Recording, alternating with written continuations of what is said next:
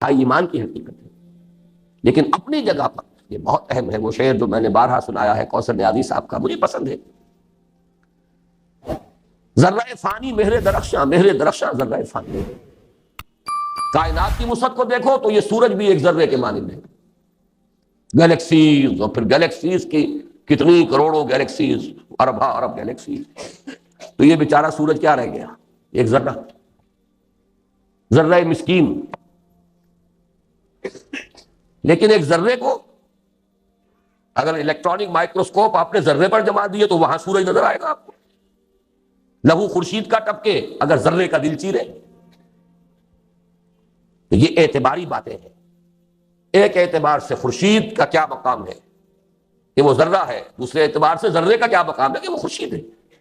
اسی طرح کل کے اعتبار سے ایمان کے مقابلے میں یہ تصور فرائض دینی کی اہمیت بہت کم ہے. لیکن جب آپ عمل کو دیکھیں گے تو اس کے اعتبار سے بہت بڑی اہمیت کا حامل ہے یہ تصور فرائض دینی، جس کو میں اپنے ان سادہ تمثیلوں سے واضح کرتا رہا ہوں. اب مجھے بار بار یہ جملہ کہنا پڑے گا، بارہا تقریریں کی ہیں. اگر 10 فرائض کسی کو سونپ دیے جائیں کہ صبح سے شام تک، امپلائر کہتا ہے امپلائی سے کہ یہ 10 کام تمہیں روزانہ کرنے، اگر کسی حادثے کے باعث وہ 7 بھول جائے، صرف 3 یاد رہ جائے، تو تمام تر خلوص و اخلاص اور محنت و مشقت کے باوجود ایک لفظ نوٹ کیجیے، خلوص و اخلاص بھی کامل، محنت و مشقت بھی کامل. لیکن جو کچھ کرے گا وہ 3 فرائض کے ضمن میں ہوگا، باقی 7 کے ضمن میں 0. وہ تو یاد ہی نہیں رہے گا، تو ناکام ہو جائے گا. کتنا بڑا رسک ہے. خلوص و اخلاص کے باوجود اور پوری محنت و مشقت کے علی الرغم ناکام. تو فرائض دینی کا اپنے جگہ پر یہ تصور جو ہے وہ بہت اہم ہے. چنانچہ ایمان کی ماہیت، اس کی تفاصیل، اس کے درجات، اس کے حصول کے ذرائع اور اس کے لوازم و ثمرات اہم ترین موضوعات ہیں. میں نے جب 3/4 اس کو قرار دیا ہے تو اہم ترین موضوعات تو وہی ہیں. پھر گن لیجئے: ایمان کی ماہیت، اس کی تفاصیل، اس کے درجات، اس کے حصول کے ذرائع اور اس کے لوازم و ثمرات.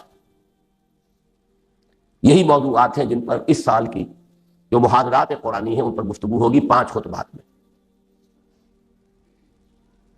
میرے نزدیک اس موضوع کی جو اہمیت ہے آپ کو معلوم ہے، کتنے مواقع پر میں نے ان موضوعات پر تقریریں کی.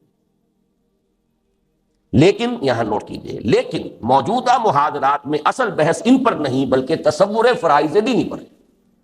یہ محاضرات کا لفظ آ گیا تو اب اس کا پس منظر نوٹ کر لیجئے، جو کہ سرور پر لکھا ہوا ہے. مارچ 1985 میں اسی مسجد ہال میں 6 روز تک مسلسل یہ تحریر تھی میری جو موضوع گفتگو رہی. اس میں تھوڑا سا لفظی فرق ہوا ہے بعض جگہ پر، وہ میں آپ کو بتا دوں گا، مبادا یہ سمجھا جائے کہ میں نے غلط بیانی سے کام لیا. میں نے ایک تحریر مرتب کی علماء کرام سے استصواب کے لیے کہ یہ میرا مطالعہ ہے قرآن و سنت سے اور سیرت رسول صلی اللہ علیہ وسلم سے. کوئی غلطی ہے تو متنبہ کر دی، صحیح ہے تو تصویب فرمائیے. 100 علماء کرام کو دعوت دی، جن میں سے 25 حضرات نے تشریف لا کر یہاں تقریریں کی، 25 نے اپنے خیالات لکھ کر دیے. ان میں بڑی بڑی شخصیتیں بھی تھیں اس وقت، میں ان کا بہت ممنون اور مشکور ہوں. ان محاضرات کی پوری روداد بھی ساتھ میں چھپ چکی ہے. میں اس میں شریک رہا تھا صرف سامع کی حیثیت سے. میں نے ایک حرف، صرف ایک استثناء ہوا تھا، ایک مقرر سے ایک سوال کیا تھا بس، مولانا وحید الدین خان صاحب سے، باقی ایک حرف میں نہیں بولا. میں سامع اور سارے رفقا سامع تھے. میں نے اپنے گلے کی بھیڑوں کو بعض اعتبارات سے یہ لفظ صحیح کہہ رہا ہوں، بھیڑیوں کے سامنے پیش کر دیا تھا. اس لیے کہ استہزاء بھی ہوا، تمسخر بھی ہوا، مذاق بھی اڑایا گیا. لیکن میں نے رفقا جو اس میں تھے انہیں یاد ہوگا پہلے بڑی بریفنگ کی تھی. ان کا ادب ملوط رکھنا ہے، یہ ہمارے مہمان ہیں، بات پسند آئے نہ آئے سکون سے سننی ہے، صرف آپ لوگوں کو سوالات کا حق حاصل ہوگا، وہ بھی پورے ادب کے ساتھ. باقی مجھ پر جو بیتے جھیلیے، میں بھی جھیلوں گا، آپ بھی جھیلیں. لیکن میں یہ چاہتا ہوں کہ آپ میرے ساتھ چلیں تو علی وجہ البصیرت چلیں. میں یہ نہیں چاہتا کہ میں آپ دوسروں کے اثرات سے آپ لوگوں کو بچا کے رکھوں. تو بچا کے نہ رکھ اسے. تو ڈنکے کی چوٹ چاہتا ہوں کہ آئیں علماء بات کریں، گفتگو کریں، میری غلطی خود پر واضح کریں. میرے سامنے وہ آیہ مبارکہ ہمیشہ بڑی اہمیت کی حامل رہی ہے. قل ھذہ سبیلی ادعو الی اللہ علی بصیرۃ انا ومن اتبعنی. کہہ دو اے محمد صلی اللہ علیہ وسلم، یہ میرا راستہ ہے، میں اللہ کی طرف بلا رہا ہوں، علی وجہ البصیرت، اندھیرے میں ٹامک ٹوئیاں نہیں مار رہا ہوں، نہ میں نہ میرے ساتھی جو میرا اتباع کر رہے ہیں. تو مجھے بھی ایسے ساتھی درکار ہیں جو علی وجہ البصیرت میرا ساتھ. بہرحال اس میں جو کچھ ہوا وہ اپنی جگہ پر ہے، اس سے مجھے فائدے بھی ہوئے، بعض جزوی اصلاحات ہوئی، بعض وضاحتیں مجھے کرنے کا موقع مل گیا، اس میں کچھ نہ کچھ لفظی تبدیلیاں میں نے کی ہیں. یہ نیٹ اور بہت بڑا فائدہ ہے جو مجھے حاصل ہوا.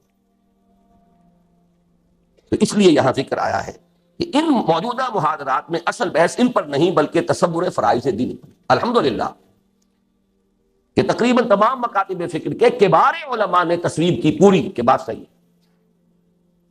تفصیل تو پھر اس روداد میں پڑھیے کہ جو میں شائع کر چکا ہوں. یہاں بھی پھر ایک ترمیم ہے جو میں اب کر رہا ہوں. فرائض دینی ان کو میں نے صرف ان 3 چھتوں تک رکھا ہے محدود اس تحریر میں. بنیاد کو میں نے فرض سے تعبیر نہیں کیا.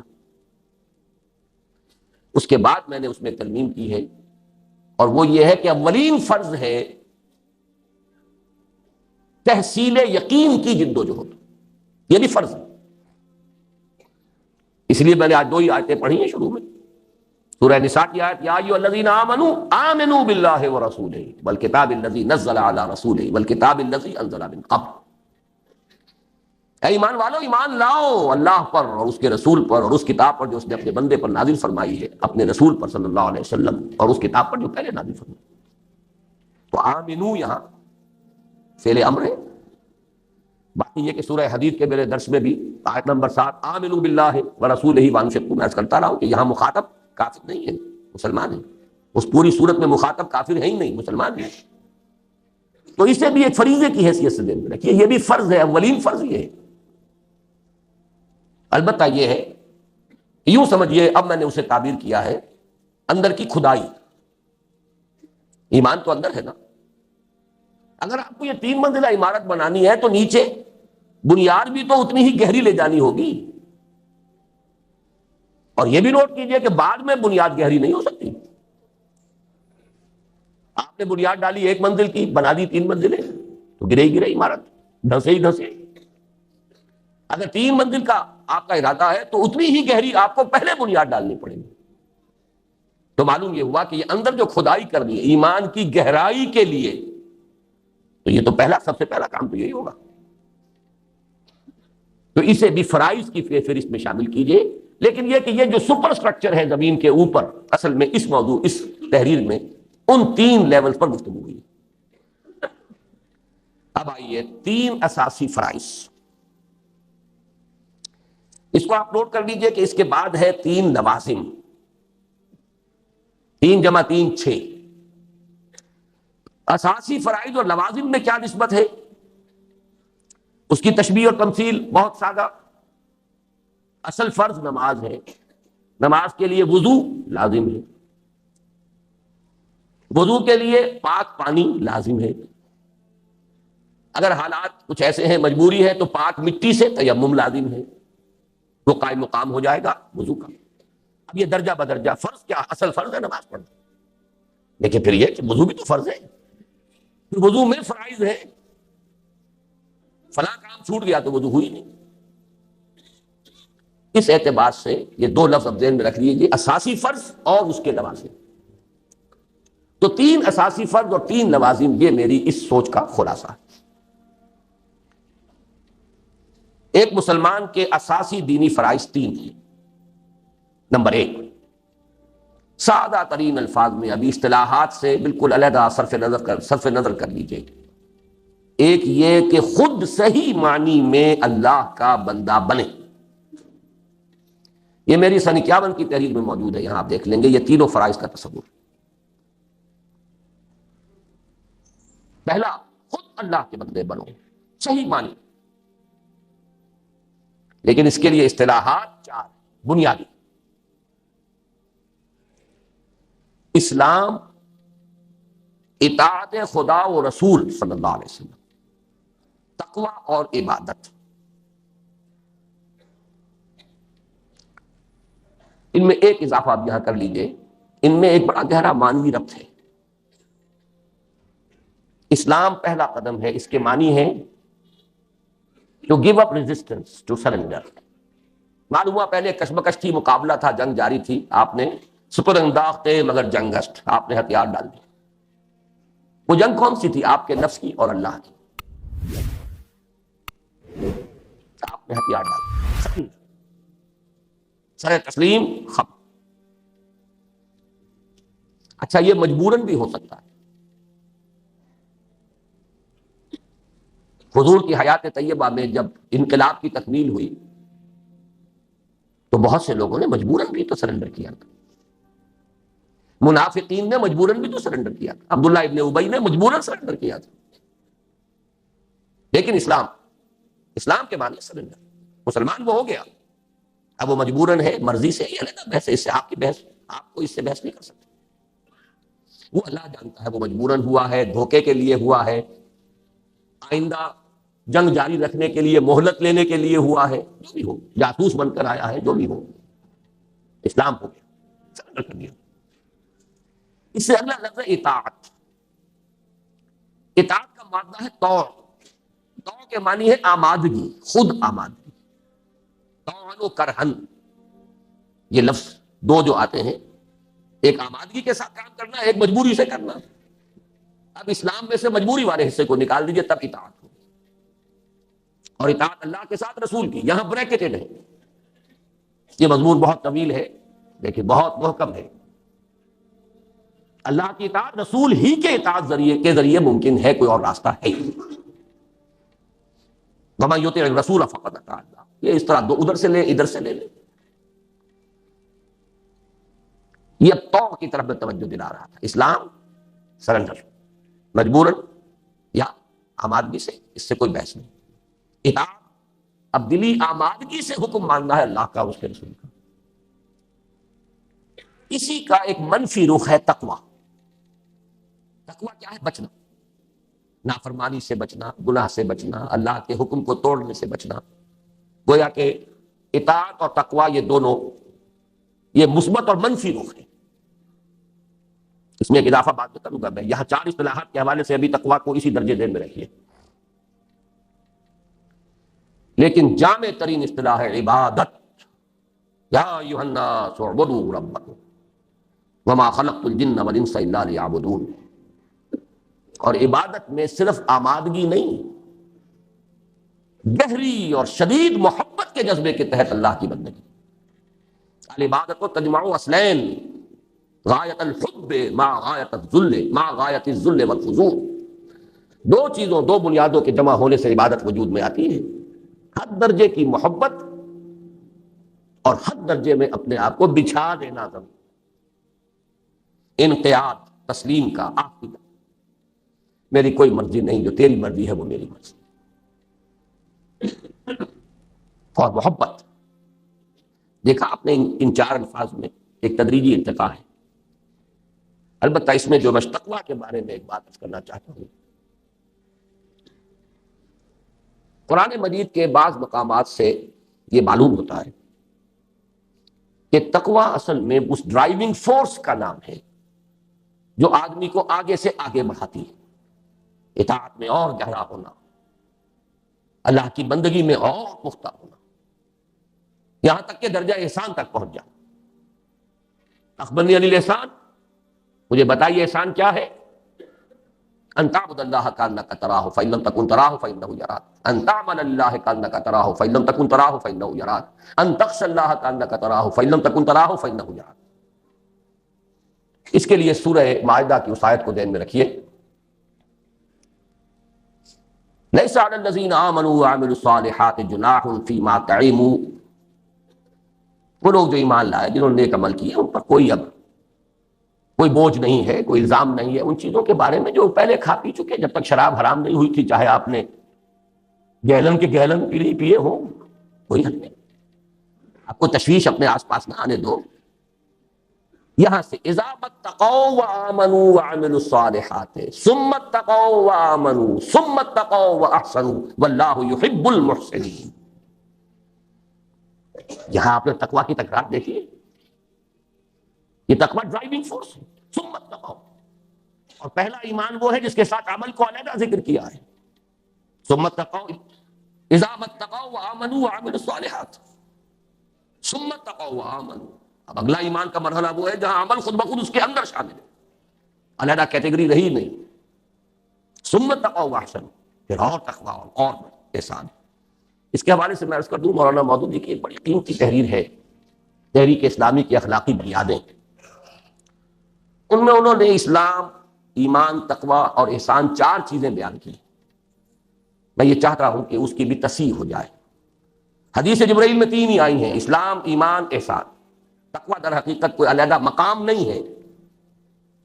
تقوی تو ڈرائیونگ فورس ہے کہ جو ایک پہلی منزل سے دوسری، دوسری سے تیسری تک انسان کو لے جاتی ہے. یہ آیہ مبارکہ سورہ مائدہ کی نہایت اہم. اسلام ایک مقام ہے، جیسے آپ کو معلوم ہے سلوک میں مقامات. اسلام ایک مقام ہے، اور اونچا مقام ایمان ہے، اور اونچا مقام احسان ہے. تقوی کسی مقام کا نام نہیں، بلکہ حدیث جبرائیل کے حوالے سے جتنے بھی اس کے ورشنز ہیں ہمارے پاس، ان سب میں وہی 3 چیزیں. اسی اعتبار سے یہاں بھی میں نے یہ وضاحت کر دی، تقوی ایک زیادہ گمبھیر اصطلاح ہے، لیکن یہاں جو 4 اصطلاحات کے رب میں لایا ہوں، اسلام، اطاعت، تقوی، عبادت. اب آگے چلیں. یہ کیفیات انسان میں ہمہ تن، ہمہ وقت اور ہمہ وجوہ مطلوب ہیں، نہ کہ جزوی یا جز وقتی. اس کے ایک ایک لفظ پہ شرح کرنی پڑے گی آپ کو. مطلوب جو مقام ہے اس کا ذکر ہو رہا ہے. مقام بندگی تو یہی ہے، ہمہ تن، ہمہ وقت، ہمہ وجوہ. جز وقتی آپ بندگی نہیں کر سکتے، جز وقتی ملازمت کر سکتے ہیں. وہ امپلائر امپلائی ریلیشن شپ اور ہے جز وقتی ہمہ وقتی. اللہ کی بندگی جز وقتی نہیں ہو سکتی، نہ جز وقتی نہ جزوی. کچھ مانیں گے کچھ نہیں مانیں گے. افتؤمنون ببعض الکتاب وتکفرون ببعض فما جزاء من يفعل ذلك منكم الا خزي في الحیاۃ الدنیا ویوم القیامۃ یردون الی اشد العذاب. آپ نے یہ آیتیں سنی ہیں، ترجمے سنے ہیں، میں وقت نہیں لے رہا، صرف یہ کہ ٹانک لیں ذہن میں کہ یہ در حقیقت ایک جملہ جو ہے اس کا تعلق اس سے. یہ کیفیات انسان میں ہمہ تن، ہمہ وقت اور ہمہ وجوہ مطلوب ہے، نہ کہ جزوی یا جز وقتی. اللہ استثناء یہاں بھی ہوگا، جیسے وہاں نوٹ کرا رہا ہوں استثناء. مریض آدمی ہے، مفلوج ہے، ہلنا چاہتا نہیں ہل سکتا. نفسیاتی مفلوج ہے، مانتا ہے کہ ہاں یہ کام فرض ہے، نہیں کر پا رہا. یہاں بھی اللہ ہے. اللہ یہ کہ کبھی غفلت کے باعث، اب یہاں بھی دیکھیے ایک جملے میں 3 اسباب آئے ہیں. غفلت کے باعث، یا جذبات کی رو میں بہہ کر، یا ماحول کے اثرات سے مغلوب ہو کر کوئی غلط حرکت سرزد ہو جائے. بالارادہ نہیں، سرزد ہو جانا اس کا اپنا ایک کنوٹیشن ہے، مفہوم ہے. معصیت بالارادہ ہو تو بغاوت ہے، جسے ہم گناہ کہتے ہیں، تقصیر. وہ بالارادہ نہیں، سرزد ہو گیا. کیوں ہو گیا؟ نمبر 1 غفلت کے باعث، یاد نہ رہا. نمبر 2 جذبات کا رو، اندر سے ایسا ریلا اٹھا ہے، طوفان بہ گیا آدمی، اس کی قوت ارادی کے بند ٹوٹ گئے. نمبر 3 کسی ایسے ماحول میں چلا گیا ہے، وقتی طور پر، عارضی طور پر، کہ اس سے مغلوب ہو گیا ہے. 3 اسباب ہو سکتے ہیں معصیت کے. تو یہ ہے استثناء. اگر حرکت ایسی سرزد ہو جائے تو اس پر فوری توبہ اللہ کے یہاں لازماً مقبول ہوگی. یہ لازماً انڈر لائن کر لیں. سورہ نساء کی آیت نمبر 17، 18 بھی نوٹ کر لیجیے. انما التوبۃ علی اللہ للذین یعملون السوء بجہالۃ ثم یتوبون من قریب. یہاں لفظ فوراً کیوں آیا؟ فوری طور پر. ڈیرا ڈال دینا نہیں ہے، اب گر گئے تو پڑے رہو. راہ چلتا آدمی پھسل گیا، گرتا ہے تو بجلی کی مانند اٹھتا ہے. اللہ یہ کہ فریکچر ہی ہو گیا، وہ بات دوسری ہے، ورنہ پڑا نہیں رہتا وہاں.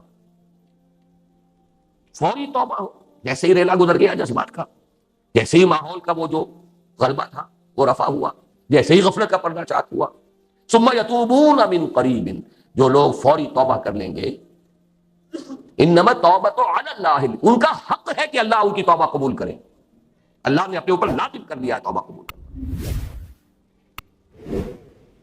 بہت بڑی ہمارے لیے اس میں نوید خوشخبری،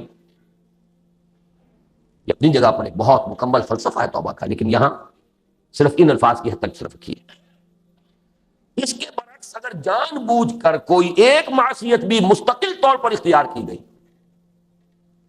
جان بوجھ کر ایک معصیت بھی مستقل طور پر اختیار کی گئی اور اس پر اصرار ہوا،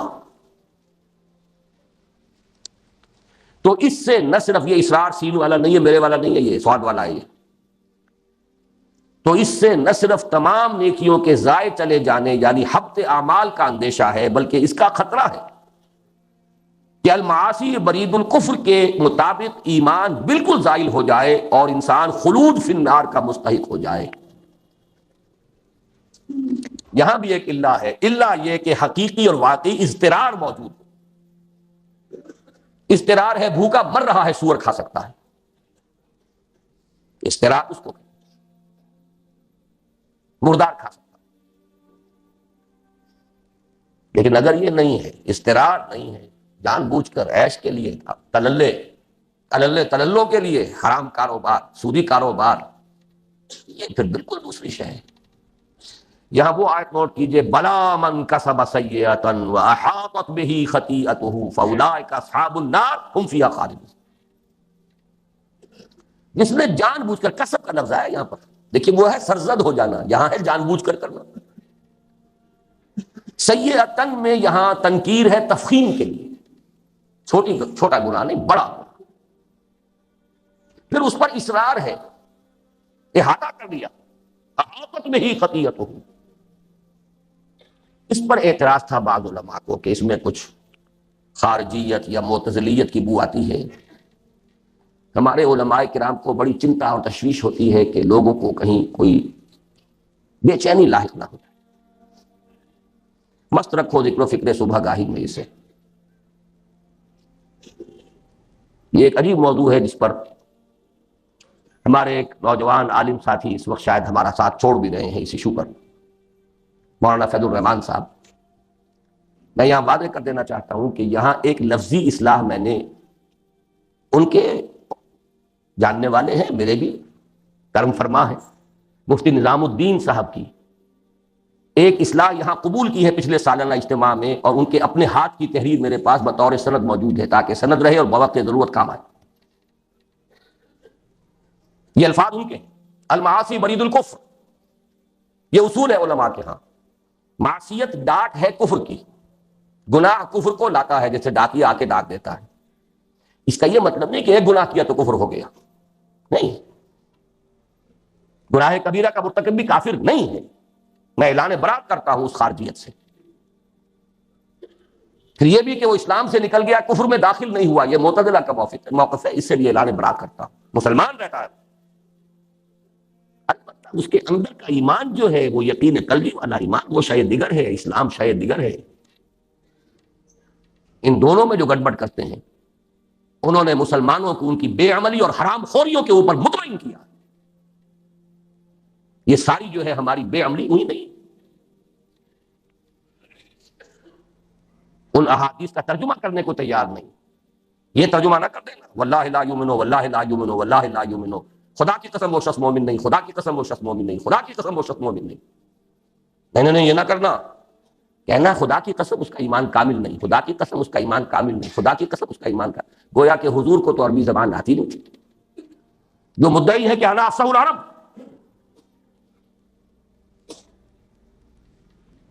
تو ذہن میں رکھیے، یہ مفتی نظام الدین صاحب کی میں نے اصلاح قبول کی ہے، لیکن ان کے الفاظ ہیں المعاصی برید الکفر، ایک انتہا یہ ہو سکتی ہے، جیسے حضور نے فرمایا ایک گناہ کیا داغ پڑ گیا، توبہ کیا داغ دھل گیا، نہیں کیا دوبارہ دو گناہ کیا پھر داغ، پھر گناہ کیا پھر داغ، پھر گناہ کیا، تو یہاں تک کہ دل سارا سیاہ ہو گیا، یوں بند ہو گیا۔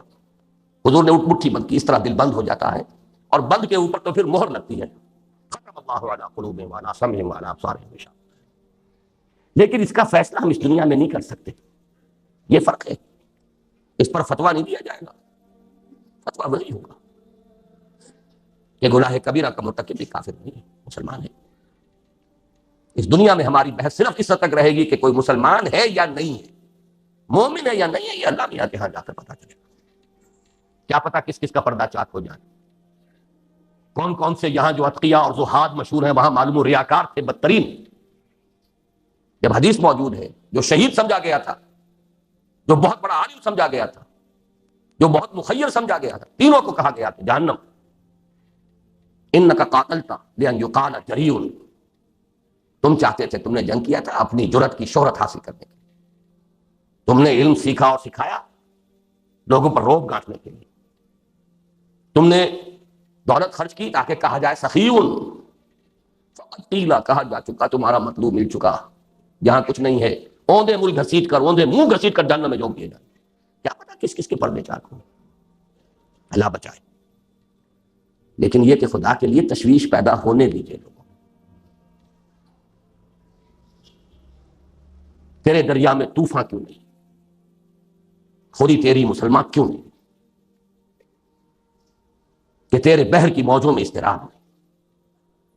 وہی ہے تیرے زمانے کا امام برحق جو تجھے حاضر و موجود سے بیزار کرے، موت کے آئینے میں دکھلا کے رخ دوست زندگی اور بھی تیرے لیے دشوار کرے.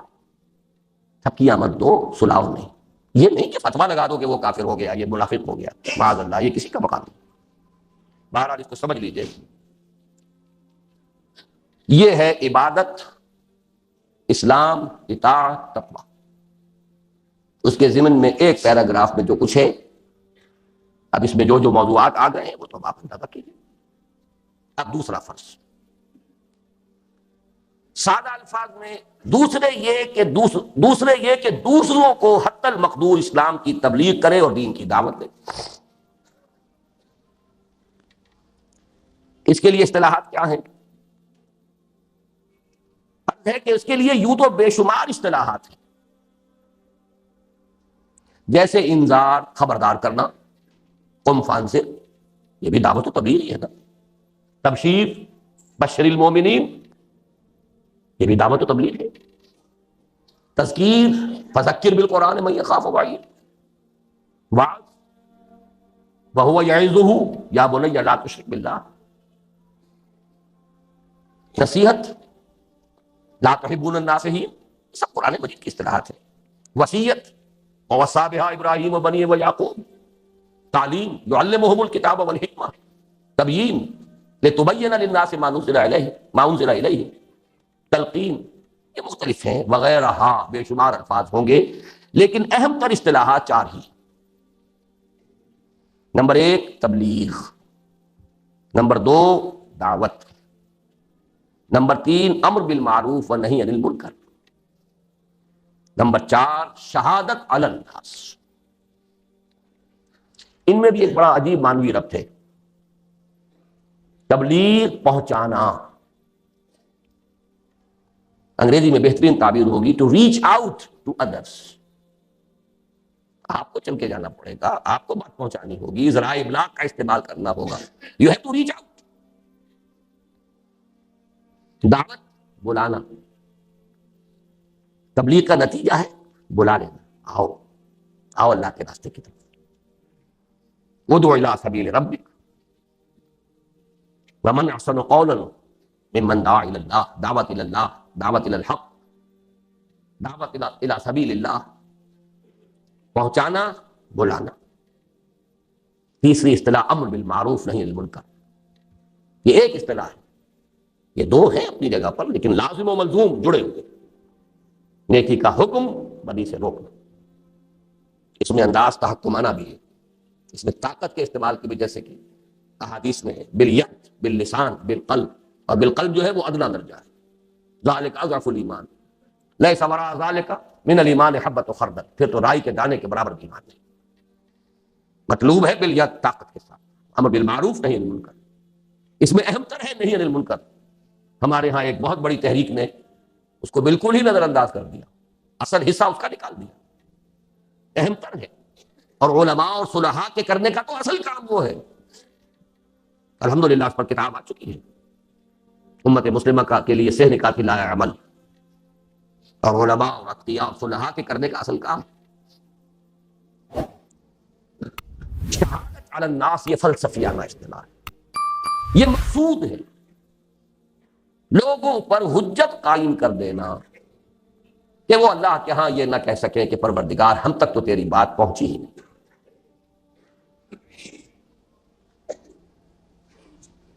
جب نہیں پہنچی تو جواب نہیں کہیں۔ جن کے ذمہ تھا پہنچانا انہوں نے نہیں پہنچائی، مجرم وہ ہیں، پھندا ان کے گلے میں ڈال۔ رسول نہ پہنچاتے اصل مجرم وہ ہوتے۔ یا ایھا الرسول بلغ ما انزل الیک من ربک وان لم تفعل فما بلغت رسالته فلنسألن الذین ارسل الیہم ولنسألن المرسلین۔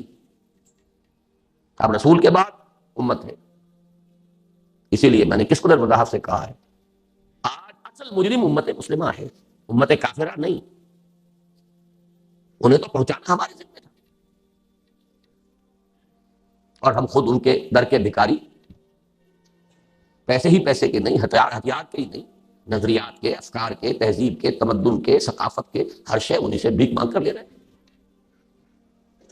شہادت علی الناس، ان پر بھی، ان اصطلاحات پر بڑی میں سمجھتا ہوں الحمدللہ کہ بڑی جامع اور مختصر لیکن بہت اہم بحث ہو چکی ہے اس کتابچے میں، صحیح نکاح کی لایا عمل میں۔ فلسفیانہ اصطلاح جو ہے شہادت علی الناس، سمجھانا پڑتا ہے اس کو، باقی اصطلاحات جو ہیں بالکل واضح ہیں، سادہ۔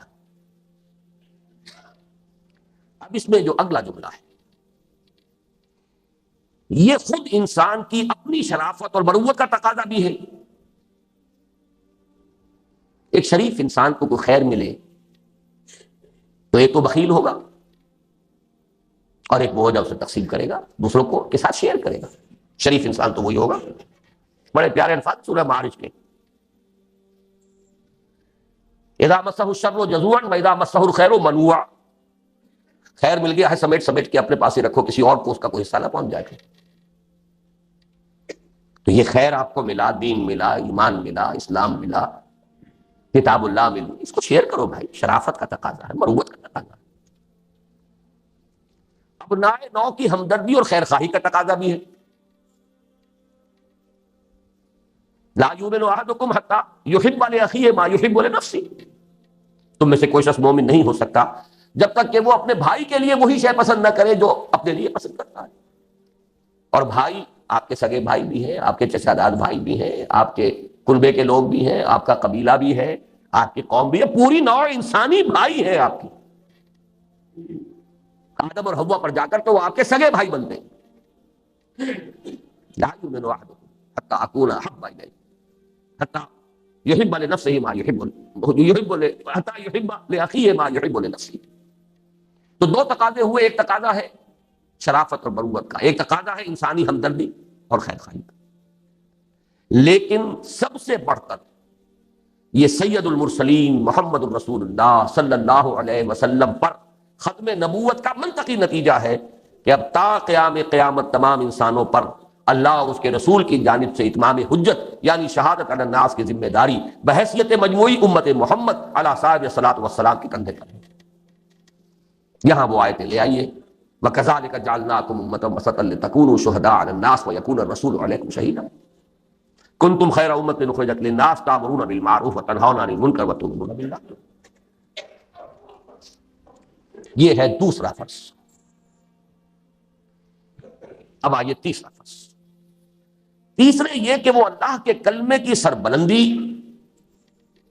اور اس کے دین حق کے بالفعل قیام اور غلبے کے لیے تن من دھن سے کوشاں ہو۔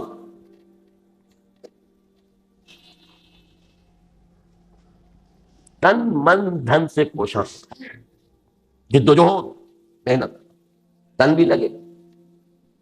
ہم نے جو تنظیم کی جو بیعت ہے اس کا جو عہد نامہ ہے اس میں یہ الفاظ، انی اعاہد اللہ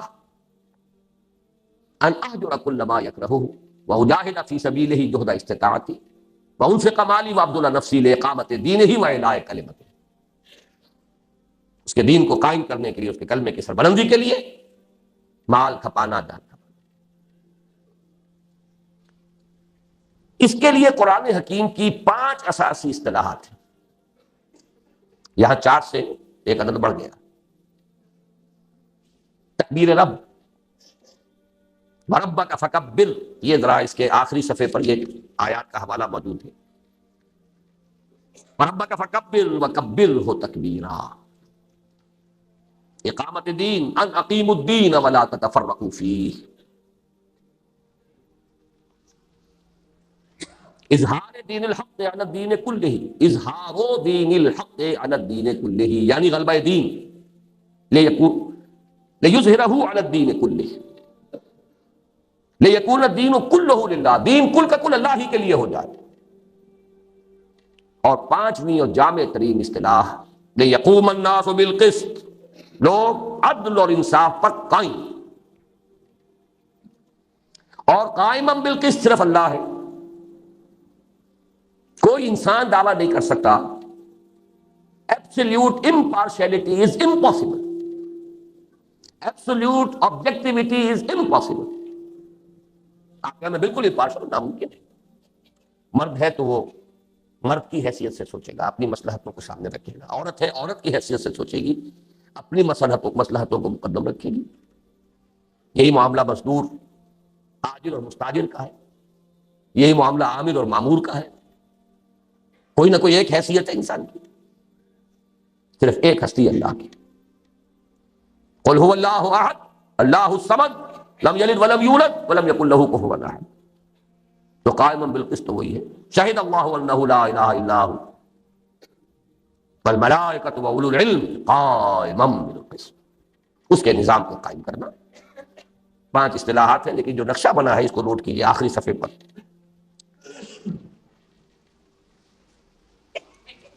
اعلاء کلمت اللہ، جو میں نے یہ جو نچلے والی 5 صفات ہیں یہ حدیث میں لفظ آیا ہے، لِتَكُونَ كَلِمَةُ اللَّهِ هِيَ الْعُلْيَا، تاکہ اللہ کا کلمہ ہی سب سے اونچا ہو جائے. تو یہاں نیچے رکھا ہے 5 کو، تکبیر رب، اقامت دین، دین پورا اللہ ہی کے لیے ہو جائے، غلبہ دین حق، اعلاء کلمت اللہ. لیکن اس سے اوپر ہے اسلام کے نظام عدل اجتماعی کا قیام، یعنی اسلامی انقلاب. تنظیم اسلامی کی اجتماعی مساعی کا آخری ہدف یہ ہے. سب سے اونچی منزل جب یہی ہے فرائض کی، تو آخری ہدف تو یہی ہوگا. یہاں جو میں نے لکھا ہے متن میں، حدیث نبوی میں ایک چھٹی اصطلاح وارد ہوئی ہے، لِتَكُونَ كَلِمَةُ اللَّهِ هِيَ الْعُلْيَا، تاکہ اللہ ہی کی بات سب سے اونچی ہو جائے، اللہ سب سے بڑا ہو جائے، اللہ کی بات سب سے اونچی ہو جائے، اللہ کا جھنڈا سب سے بلند ہو جائے، پورا دین اللہ ہی کے لیے ہو جائے، دین تمام ادیان پر غالب ہو جائے. بات تو ایک ہی ہے. ایک پھول کا مضمون ہو تو 100 رنگ سے باندھو. اللہ کی کبریائی کا نفاذ ہو گیا، اللہ کی بات سب سے اونچی ہو گئی، اللہ کا جھنڈا سب سے اونچا ہو گیا، اللہ کا دین غالب ہو گیا، کل دین اللہ کے لیے ہو گیا. بات تو ایک ہی ہے. اس میں تو میں سمجھتا ہوں کہ وہ بھی میں کوئی فرق نہیں بیان کر سکتا جو اسلام اور اطاعت اور تقوی اور عبادت، یا جو تبلیغ اور دعوت، یہ تو بالکل ہی ایک شے ہے، ایک ہی شے ہے، صرف تعبیر کا انداز، کوئی فرق. اب چلیے، اس کے علاوہ 3 عام فہم تعبیرات بھی ہیں اسی کی. قیام حکومت الہیہ، یہ وہ اصطلاح ہے جس کے حوالے سے ابوالکلام مرحوم نے اپنی بات شروع کی، پھر مولانا مودودی مرحوم اسی کو لے کر آگے چلے. نفاذ اسلامی کا، نظام اسلامی کا نفاذ یا نفاذ نظام اسلامی، یہ جماعت اسلامی نے پاکستان میں آ کر عام فہم اصطلاح استعمال کی. اسلامی انقلاب، یہ آج ہم اس کی اصطلاح کو استعمال کر رہے ہیں. بات ایک ہی. اور بائبل کو ایڈ کر لیجئے اس میں، اس کی اصطلاح ہے کنگڈم آف ہیون آن ارتھ، آسمانی بادشاہت. Thy kingdom come, thy will be done on earth as it is in heaven. اللہ جیسے تیری مرضی آسمانوں میں پوری ہو رہی ہے، زمین پر بھی پوری ہو. زمین میں فساد آ گیا، بغاوت آ گئی، سرکشی ہو گئی، لوگ اللہ کے خلاف بغاوت، اور انسان انسان کے اوپر ظلم کر رہا ہے. Thy kingdom come, thy will، تیری مرضی، be done on earth as it is in heaven. تو ہے تو وہی ایک ہی، مشکات تو ایک ہی ہے نا، مشکات نبوت. یہ نہ سمجھیے کہ انجیل میں سرے سے کچھ ہے ہی نہیں، کہ تورات میں سرے سے کچھ ہے ہی نہیں. یہ بھی ہمارے ہاں بہت تنگ ذہن قسم کے لوگوں کے خیالات ہیں. سورہ نساء کی آیت میں فرمایا جا رہا ہے یا ایھا الذین آمنوا آمنوا باللہ ورسولہ والکتاب الذی نزل علی رسولہ والکتاب الذی انزل من قبل. اس سے استغنا اس معنی میں نہیں ہے جس معنی میں لوگوں نے سمجھ لیا. استغنا ہوگا اس میں کہ شریعت کے اعتبار سے اب کوئی پرانی بات حجت نہیں ہے. حکمت، موعظت، تاریخ، اس کے حوالے سے تو حکمت بھری ہوئی ہے. حکمت کا جس کو آپ پاور پیک کہتے ہیں، حکمت کا پیک ہے بائبل. بائبل سے مراد ہے اناجیل اربع، متی اور مرقس اور یوحنا اور لوک. یہ کہ حجت نہیں، حجت کتاب اللہ و سنت رسول. بہرحال اس کی اصطلاح میں تو بہت قائل ہوں اس اصطلاح کا. کنگڈم آف ہیون آن ارتھ، خدا کی بادشاہ. منادی ہی یہی کرتے تھے حضرت مسیح، توبہ کرو کہ خدا کی بادشاہت کا وقت قریب ہے. دی کنگ از کمنگ، یہ میں نے اس مضمون میں بھی کل تقسیم ہوا ہے بیان کیا. چھوڑیے اس کو، آگے چلیے. اچھا، اب یہ جو 3 فرائض ہیں بیسک، اب اس مجھے تشبیہ ہے وہ آ رہی ہے. متذکرہ بالا 3 فرائض کی باہمی نسبت اور ان کا ایمان اور ارکان اسلام کے ساتھ ربط و تعلق ایک ایسی سہ منزلہ عمارت کی مثال سے خوب واضح ہو جاتا ہے جس کی نمبر 1 ایک زیر زمین بنیاد ہے جو نظر نہیں آتی، لیکن پوری عمارت کی مضبوطی اور پائیداری کا دار و مدار اسی پر ہے. نمبر 2 اسی بنیاد کا ایک حصہ زمین سے باہر نظر ہے جو نظر آتا ہے، جسے عرف عام میں کرسی اور انگریزی میں پلنتھ کہتے ہیں. 3 پہلی منزل پر صرف 4 ستون ہے، دیواریں تعمیر نہیں کی گئیں. ظاہر ہے کہ اوپر کی پوری تعمیر کا وزن انہی کے ذریعے بنیاد تک پہنچتا ہے. نمبر 4 ان ستونوں پر پہلی چھت قائم ہے. نمبر 5 دوسری چھت بھی اگرچہ ان ستونوں پر ہی قائم ہے، لیکن دیواروں کی تعمیر کے باعث ستون نظر نہیں آتے. اس کے اوپر تیسری اور آخری چھت ہے اور اس کا بھی یہی معاملہ ہے. اب ان چیزوں کو کورسپونڈنگلی ہمارے اس تصور فرائض دینی میں جو اجزاء ہیں جوڑتے جائیے. اس مثال میں زیر زمین بنیاد ایمان کا تصدیق بالقلب والا حصہ یعنی یقین قلبی ہے. بنیاد کا نظر آنے والا حصہ اقرار باللسان ہے یعنی کلمہ شہادت. 4 ستون 4 عبادات کی نمائندگی کرتے ہیں یعنی نماز، روزہ، زکوٰۃ اور حج. پہلی چھت اسلام، اطاعت، تقوی اور عبادت کی نمائندگی کرتی ہے. دوسری چھت تبلیغ، دعوت، امر بالمعروف نہی عن المنکر اور شہادت علی الناس سے عبارت ہے. اور تیسری اور آخری چھت تکبیر رب، اقامت دین، اظہار دین، اعلاء کلمت اللہ یا قیام حکومت الہیہ کی مظہر ہے. واللہ اعلم. اس پر میں تھوڑا سا اضافہ کروں گا اس وقت. دیکھیے، ایک تو اس کا جو پہلا حصہ ہے صرف اس کو ہی جو ذرا زیادہ ڈارک ہے، اس پر نگاہ مرتکز کیجیے. اس کو ایک رنگ زیادہ گہرا کیوں دیا گیا ہے؟ صرف اس کالے حصے کو زیادہ ڈارک کو. اور حدیث نبوی لائیے، بنی الاسلام علی 5. اسلام کی بنیاد 5 چیزوں پر ہے. شہادت اللہ الہ الا اللہ، یقین قلبی کی بات نہیں کی ہے، شہادت. وَإِقَامِ الصَّلَاةِ وَإِيتَاءِ الزَّكَاةِ وَصَوْمِ رَمَضَانَ وَحَجِّ الْبَيْتِ مَنِ اسْتَطَاعَ إِلَيْهِ سَبِيلًا. ان کو ہم 5 ارکان کہہ دیتے ہیں. اس میں 4 ارکان کی حیثیت سے سامنے ہیں. رکن کہتے ہیں ستون کو. نوٹ کیجئے 4 ارکان ہیں کعبے کے: رکن عراقی، رکن شامی، رکن یمانی اور چوتھا جس میں حجر اسود ہے. 4 ارکان ہیں. ویسے یہ استعارۃ 5 ارکان ہم کہتے ہیں کلمہ شہادت کو بھی، لیکن اس مثال میں بنی الاسلام علی 5 ارکان کا لفظ نہیں آیا اس میں. اس حدیث میں اسلام کا ارکان کا لفظ نہیں ہے. 5 چیزوں پر بنیاد قائم ہے، لیکن اصل شے جو ہے وہ کیا ہے؟ وہ اسلام ہے. چھت نہ ہو تو یہ ستون بے معنی ہے. نتیجے نکالتے جائیے. اگر وہ اسلام والی چھت نہیں ڈالنی تو یہ ستون کاہے کو کھڑے کرنے آتے؟ چھت نہیں ڈالنی تو ستون کیوں بنائے؟ اگر وہ اسلام سے میں نہیں ہے، اسلام، اطاعت، عبادت، تقوی، تو پھر یہ ریچولز ہیں. نماز و روزہ و قربانی و حج یہ سب باقی ہے، تو باقی نہیں ہے. مور اور لیس میننگ لیس ریچولز.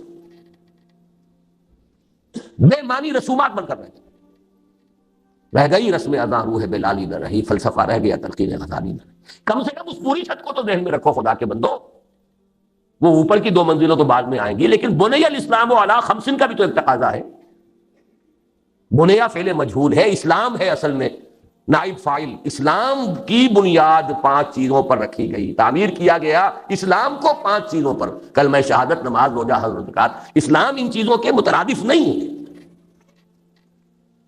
چھت کو قائم کیا گیا ہے دیواروں پر یا ستونوں پر، ستون علیحدہ شے ہے، چھت علیحدہ شے ہے۔ اور چھت نہ ہو تو ستون، یا تو پھر یہ کہ کوئی آپ نے یادگار بنائی ہوگی کوئی، پھر اس کا فائدہ کیا ہے؟ ایک طرف اس حقیقت کو سمجھیے، یہ ہے عبادت کا وہ تصور جو جماعت اسلامی کے ذریعے سے بڑے بڑے پیمانے پر عام ہوا، اور علامہ اقبال نے اپنے شاعری کے ذریعے سے کیا۔ یہ تصور اور بھی بہت سو نے عام کیا، لیکن سلیس عبارت، سلیس انداز میں لکھنے کا ایک خاص اللہ تعالیٰ نے ملکہ مولانا مودودی مرحوم کو دیا تھا، بہت بڑے پیمانے پر عام کیا۔ یہ عبادات کہہ لیں ان کو، لیکن اصل عبادت وہ ہے اسلام، اطاعت، عبادت، تقویٰ۔ لیکن اب اس کے برعکس بھی آئیے، کیا ان ستونوں کے بغیر یہ کھڑی ہو جائے گی چھت؟ یہ ان لوگوں کی حماقت ہے جو نماز روزے کی پابندی نہیں کر سکتے اور مجاہد بنے ہوئے اللہ کے راستے کے۔ دونوں طرف کی بات دیں، نماز قائم نہیں ہوتی، دین قائم کرنے چلے، 3 منزلہ عمارت بنانی ہے، ستون کھڑے نہیں کرنے۔ احمق ہے، پاگل، دماغ خراب، کیا ہوا؟ یہ دونوں انتہاؤں کو ذہن رکھیے، دونوں انتہا اس وقت ہمارے موجود ہیں۔ یا وہ ریچولز ہیں بغیر اس تعمیر کے، یا وہ تعمیر کرنے کی طرف دوڑ رہے ہیں بغیر ان بنیادوں کی تعمیر کے۔ ایمان کی تو خیر فکری نہیں، وہ تو مسلمان ہیں تو بس ایمان ہے ہی ہے، باقی ہے کہ نماز روزہ بھی ٹھیک ہے، ہو جائے، کوئی اس کی اہمیت نہیں۔ ایک تو یہ 2 انتہائی سمجھ میں آئی اس عمارت کے حوالے سے۔ دوسرے، جو ترتیب ہے اس کو سمجھیے، اہم ترین شے اور بلند ترین شے، یہ دونوں چیزیں ایک دوسرے کی ضد ہیں۔ اس عمارت میں بلند ترین چیز کیا ہے؟ اقامت دین۔ اور اہم ترین چیز کیا ہے؟ ایمان۔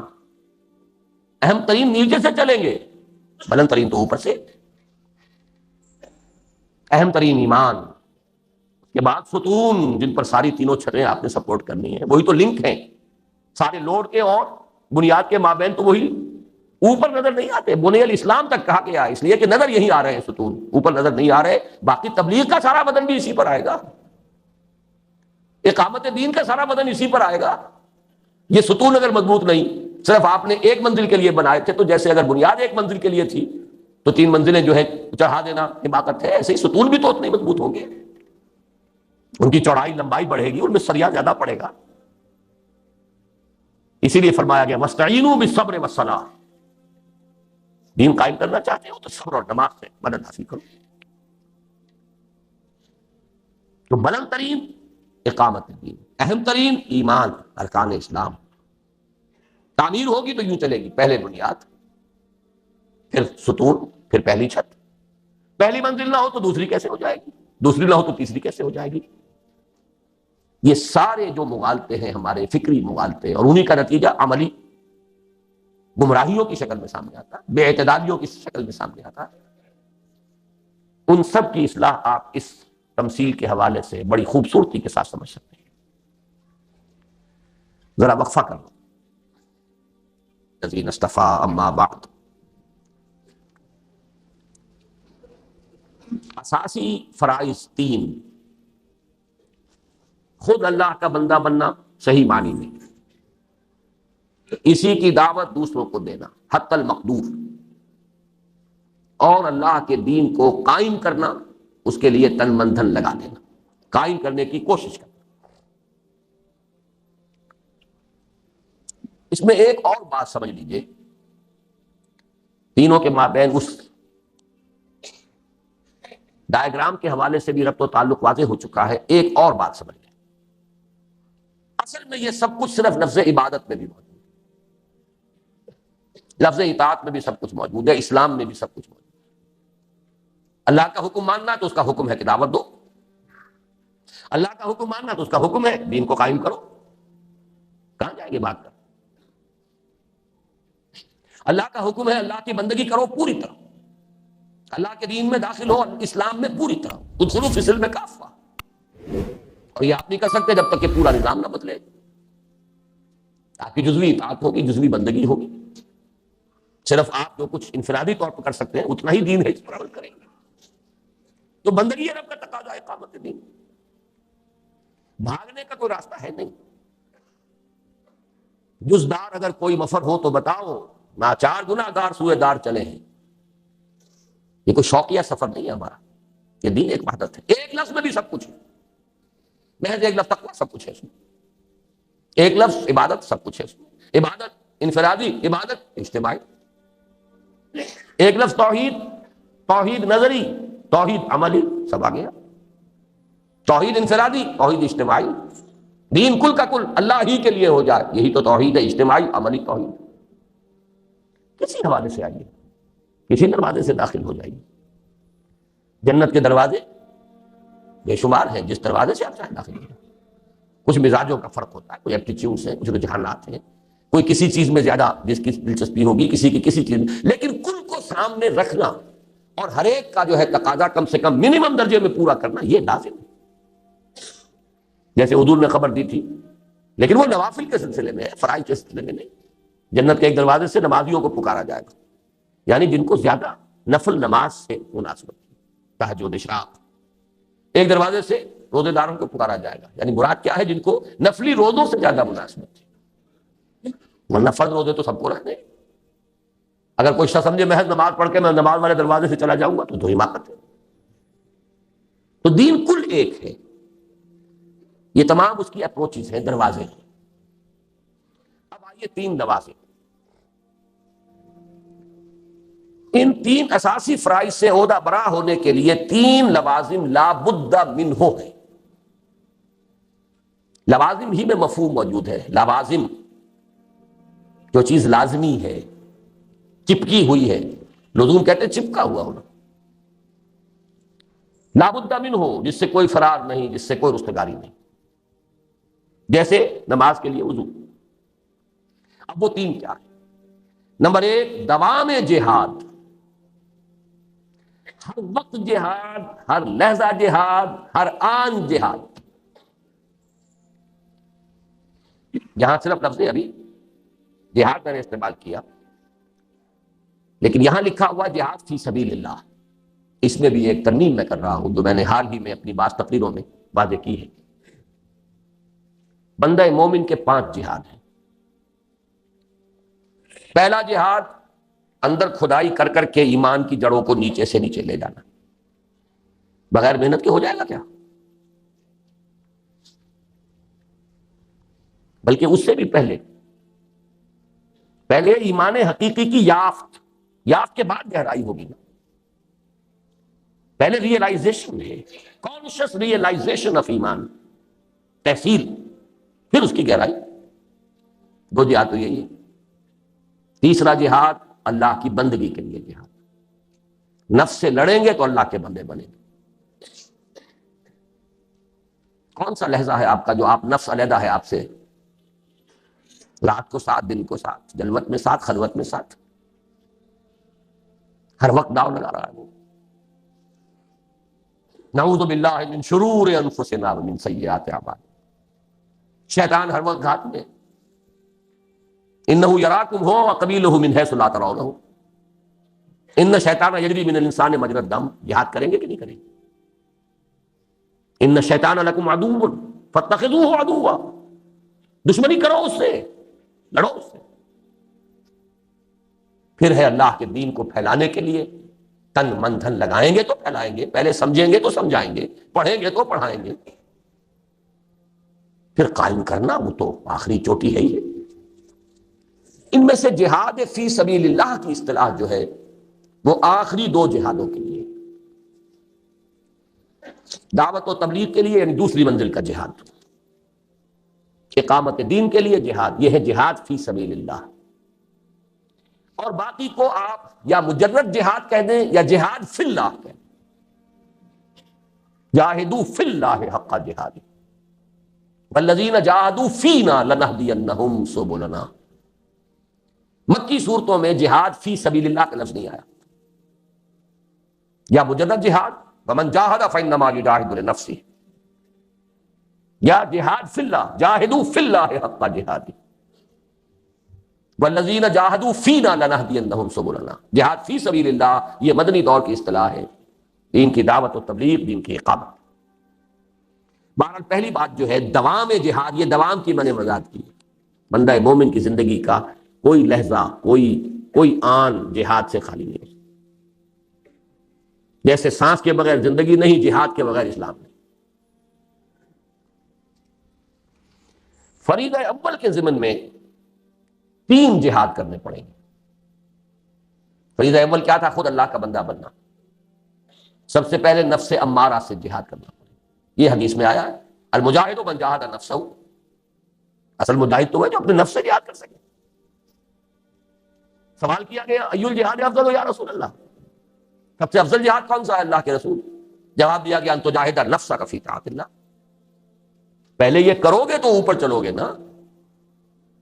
اور بڑا پیارا شعر ہے روبی کا، نفس ما ہم کم طرز فرعون نیست لیکن اورا عون ایرا عون نیست.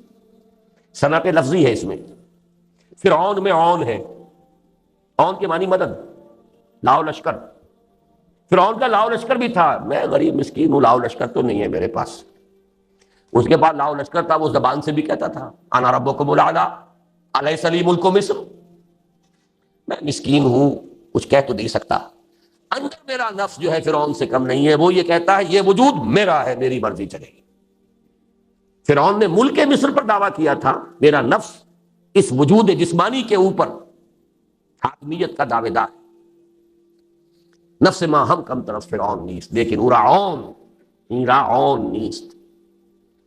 دوسرا جہاد شیطان لعین اور اس کی ذریت صلبی و مانوی سے. ہر وقت داؤ پر ہے، وسوسہ اندازی کرتا ہے، برائی کو مزین کر کے پیش کرتا ہے، سبز باغ دکھاتا ہے، بے حیائی کا نام ثقافت رکھواتا ہے، سب کراتا. نمبر 3 بگڑے ہوئے معاشرے کے غلط رجحانات اور دباؤ. معاشرہ کہتا ہے ادھر چلو، چلو تم ادھر کو، ہوا ہو جدھر کی. پاگل ہو گیا، کدھر جا رہے ہیں؟ اپنی بچیوں کو اپنے گھروں میں بٹھائے رکھنا. اسی معاشرے کے اندر اگر ان کو کہیں آباد کرنا ہے، اس معاشرے کے جو تقاضے پورے کرنے پڑیں گے. دباؤ. When in Rome, do as the Romans do. زمانہ بات تو نہ سازت تو با زمانہ بھی ساز. دوسری روش یہی ہے، زمانہ بات تو نہ سازت تو با زمانہ ستیز. لڑو زمانے سے، چلن سے، فیشن سے، رواج سے، ریتوں سے لڑو گے تو اللہ کی بندگی کرو گے. فریضہ اول کے ضمن میں نفس امارہ، شیطان لعین اور اس کی ذریت صلبی و مانوی، بگڑے ہوئے معاشرے کے غلط رجحانات اور دباؤ کے خلاف جد و جہد اور زور لگانے کی صورت میں ہوتا ہے. اور حدیث نبوی کے منہ سے یہی افضل الجہاد ہے. افضل، اعلیٰ اور ہوگا، افضل اور ہوگا، اہم اور ہوگا، بلند ترین اور ہوگا. اعلیٰ جہاد قتال ہے، مقام محبوبیت. ان اللہ یحب الذین یقاتلون فی سبیلہ صفا کانہم بنیان مرصوص. مقام محبوبیت تو وہ ہے، لیکن افضل، اہم، اساسی جہاد ہے. میں نے اس حقیقت کو واضح کیا نا کئی بار اس حدیث کے حوالے سے. ایمان افضل سب سے زیادہ کس کا ہے؟ صحابہ کا. عجب کس کا ہے؟ حسین. ہم میں سے جسے بھی ایمان حاصل ہو گیا. حدیث ہے یہ مشکات شریف کی. ای الخلق اعجب ایمانا. کیا جواب دو، سب سے زیادہ حسین، دل ربا، خوشنما ایمان کس کا ہے تمام مخلوق؟ اعجب. پہلا جواب الملائکہ. رد کر دیا، نہیں. وما لهم لا يؤمنون وهم عند ربهم. وہ کیسے ایمان نہ رکھیں گے، ایمان نہ لائیں گے؟ وہ تو ان کے اپنے رب کے پاس ہے، غیب کا مسئلہ ہی نہیں. وہاں تو ابو جہل 100% مومن ہو جائے گا قیامت کے دن، کوئی کسر رہ جائے گی. پھر فرمایا، پھر عرض کیا صحابہ نے الانبیاء، نبیوں کا، فرمایا وما لهم لا يؤمنون والوحی ينزل علیہم، وہ کیسے ایمان نہ لائے، ان پر تو وحی نازل ہوتی ہے۔ پھر عرض کیا فنحن، پھر ہمیں، وہ بھی رد، وما لکم لا تؤمنون وانا بین اظہرکم، تم کیسے ایمان نہیں لاؤ گے جبکہ میں تمہارے سامنے موجود۔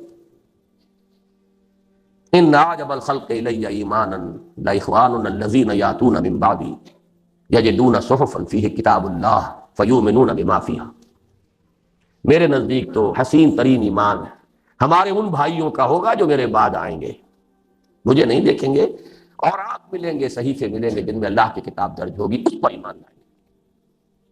تو عجب تو ہمارا اگر ہمیں اللہ عطا فرما دے، لیکن افضل صحابہ کا۔ تو نوٹ کیجئے، بلند ترین جہاد ہے قتال فی سبیل اللہ، تیسری منزل کا، لیکن افضل جہاد یہ ہے، اس لیے کہ یہ ہے تو آگے چلے گی گاڑی، ورنہ بظاہر جہاد ہو رہا ہوگا، اصل میں فساد ہو رہا ہوگا۔ دین ملا فی سبیل اللہ فساد، نام اس کا جہاد رکھا جائے گا۔ فریضہ ثانی کے ضمن میں دعوت و تبلیغ کے لیے جان و مال کھپانے کی صورت میں، اس کے بھی نوٹ کر لیجئے کہ 3 درجے ہیں۔ دعوت و تبلیغ ایک ہی لیول نہیں ہے اس کا۔ انٹلیکچوئلز کے لیے بالحکمہ، عوام کے لیے موعظۃ الحسن، اور بگڑے تگڑوں اور مغویوں کے لیے، مغوی کا لفظ اغوا کرنے والے، مغوی، بڑا پیارا شعر ہے اکبر الآبادی کا، مغوی تو ملیں گے تمہیں شیطان سے بڑھ کر، ہادی نہ ملے گا کوئی قرآن سے بہتر۔ شیطان کے باپ انسان آپ کو مل جائیں گے، شیطان پانی بھرے ان کے سامنے، مغوی تو ملیں گے تمہیں شیطان سے بڑھ کر، ہادی نہ ملے گا کوئی قرآن سے بہتر۔ تو مغوی کا لفظ استعمال کیا میں نے ان کے لیے جو گمراہ کرتے پھر رہے ہیں، تنخواہ یافتہ مبلغین، چاہے قادیانیوں کے ہوں، چاہے عیسائیوں کے ہوں، چاہے کسی کے ہوں، بہائیوں کے ہوں، مقابلہ کرنا پڑے گا۔ تو 3 لیول سے، ادع الی سبیل ربک بالحکمۃ والموعظۃ الحسنۃ وجادلھم باللتی ہی احسن، تینوں کے لیے پہلے تیاری کرنی ہوگی، استعداد، صلاحیت بہم پہنچائیے، جان اور مال کھپائیے، پھر ذرائع ابلاغ کا استعمال کیجیے، وقت لگائیے، ذرائع ابلاغ کو استعمال میں لائیے۔ یہ ہے جہاد فی سبیل اللہ کی اب پہلی منزل ہے اصطلاحاً۔ فریضہ ثالث کے ضمن میں سر دھڑ کی بازی لگانے اور جان ہتھیلی پر رکھ کر باطل کی قوتوں سے بالفعل اور بالید پنجہ آزمائی کی صورت میں ہوتا۔ دین کو قائم کرنا، نظام عدل اجتماعی کو قائم کرنا، جو ایکسپلائٹرز ہیں، جو ریپریسرز ہیں، جو لوگوں کی گردنوں پر اپنے جوئے خدائی کے اور اپنے اختیار کے جمائے بیٹھے ہیں، وہ آسانی سے چھوڑ دیں گے۔ یہاں تو پنجہ آزمائی بالید، طاقت کے ساتھ، اسی کا آخری مرحلہ بالسیف، جان ہتھیلی پر رکھ کر میدان میں آنا، جس کے لیے تن من دھن لگا دینے کا عزم، حتیٰ کہ جان دے دینے کی آرزو کا ہونا لازمی ہے۔ یہ نوٹ کیجئے، آرزو اگر نہیں ہے جان دینے کی تو ایمان نہیں ہے۔ جس شخص نے کبھی قتال فی سبیل اللہ میں حصہ نہیں لیا، اب جہاد کی بات نہیں ہو رہی، قتال کی بات ہو رہی ہے، اور نہ ہی اس کے دل میں اس کی آرزو تھی، تو اگر وہ مرا فقد مات علی شعبۃ من النفاق، تو وہ ایک قسم کے نفاق پر مرا، آرزو لازم۔ لوددت ان اقتل فی سبیل اللہ ثم احیا ثم اقتل ثم احیا، میری بڑی آرزو ہے، حضور فرماتے ہیں، اللہ کی راہ میں قتل کر دیا جاؤں، پھر زندہ کیا جاؤں، پھر قتل کیا جاؤں، پھر زندہ کیا جاؤں۔ یہ لازمی ہے، لازمی کو انڈر لائن کیجئے، جھانک لے اپنے دل میں ہر شخص۔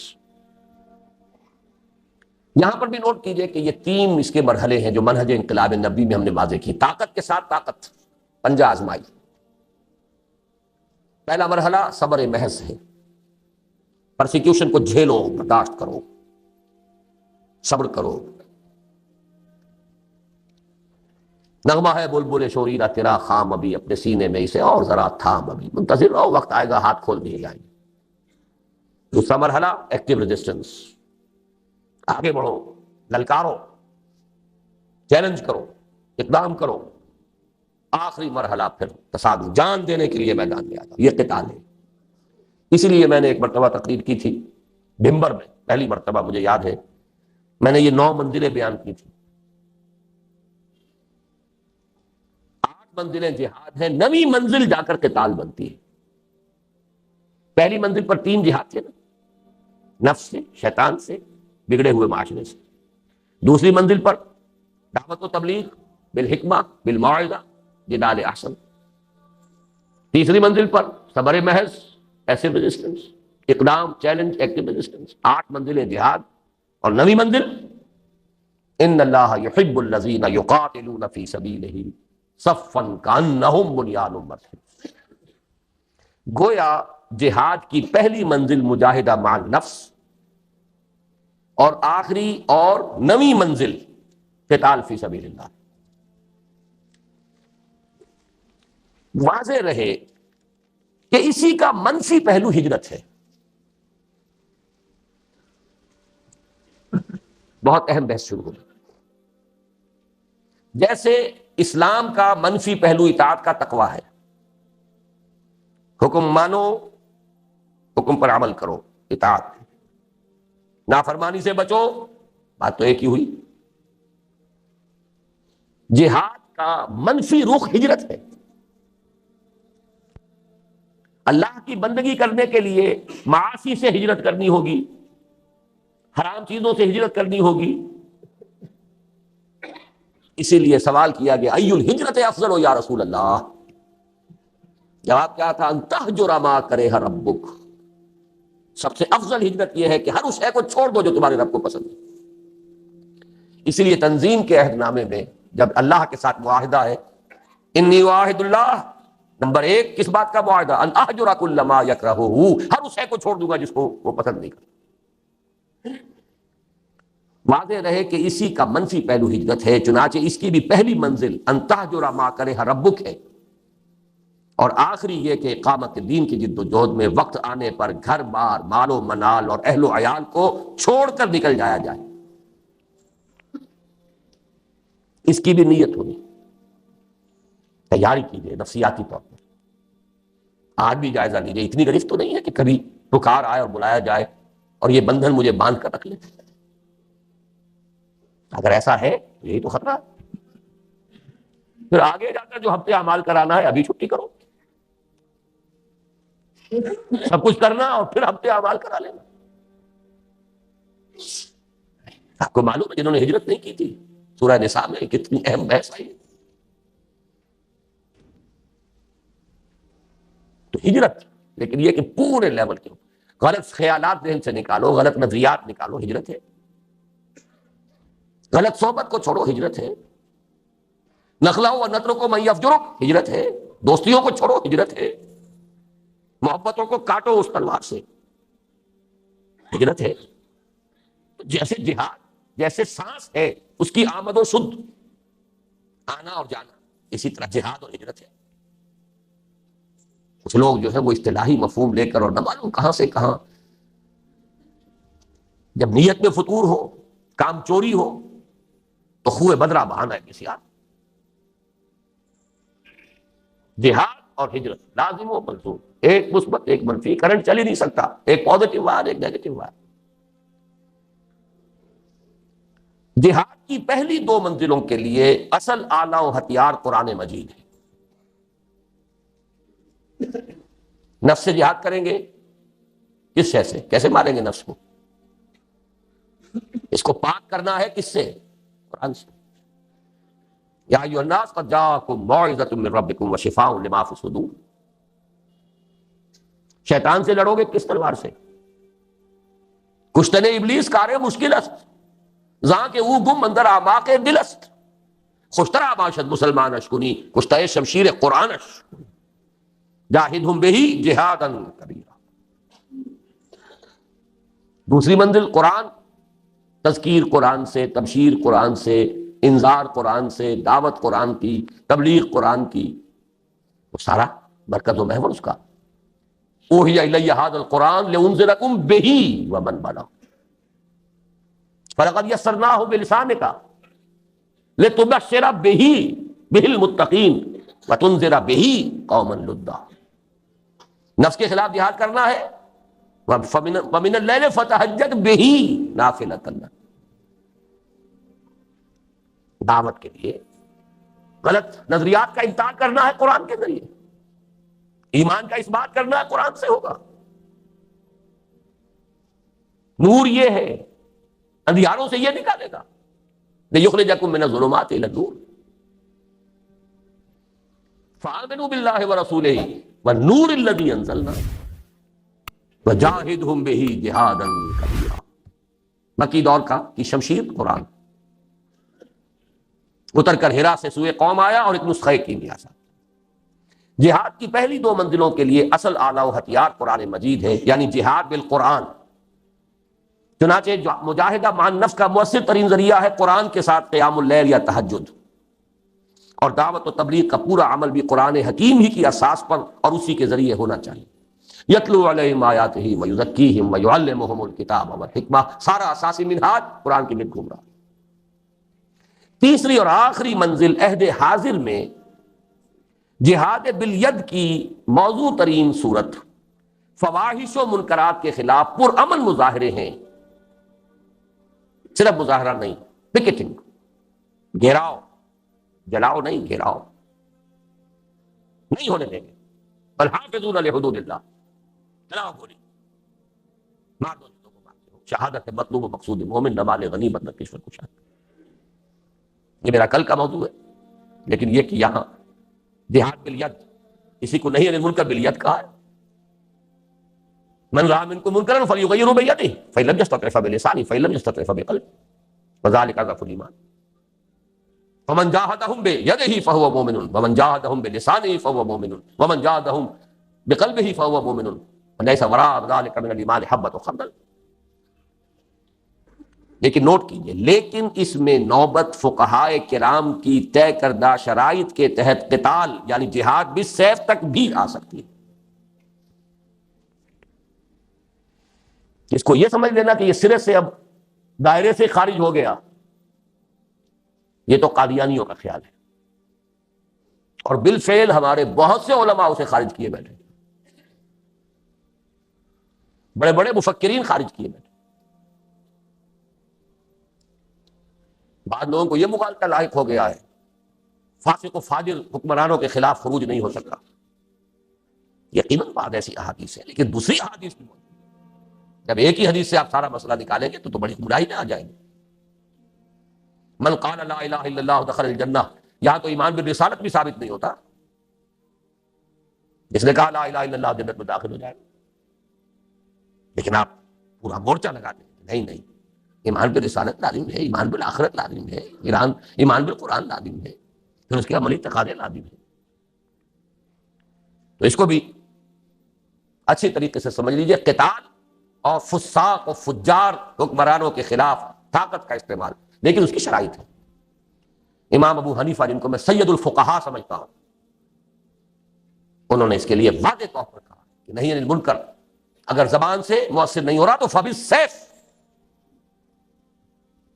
تلوار، لیکن اس کے لیے طاقت اتنی بہم پہنچ چکی ہو. یہ نہیں کہ 4 آدمی اکٹھے کیے 4 کو مروا دیا، پھر آگے چلے، پھر 10 اور اکٹھے کیے 10 کو مروا دیا. یہ نہیں، ہنگامہ کیا، جماعت بنائیے، قوت جمع کیجئے، تربیت دیجئے، منظم کیجئے، معتدب تعداد اتنی کہ جو بھی آپ کے اندازے ہیں اس کے اعتبار سے، ویسے کوئی شے کہیں سے آ جائے بولٹ فرام دی بلو وہ بات دوسری ہے، لیکن ہر اندازے میں آپ یہ تقریباً یہ یقین رکھیں کہ اب اتنی طاقت ہے کہ ہم بدل دیں گے اس نظام، کامیابی ہو جائے گی، تب جا کر اس کا انکار نہیں. ٹیررزم جو ہے جو چل رہا ہے آج کل، ادھر حقیقت جہاد اور قتال کو بدنام کرنے والی چیز ہے،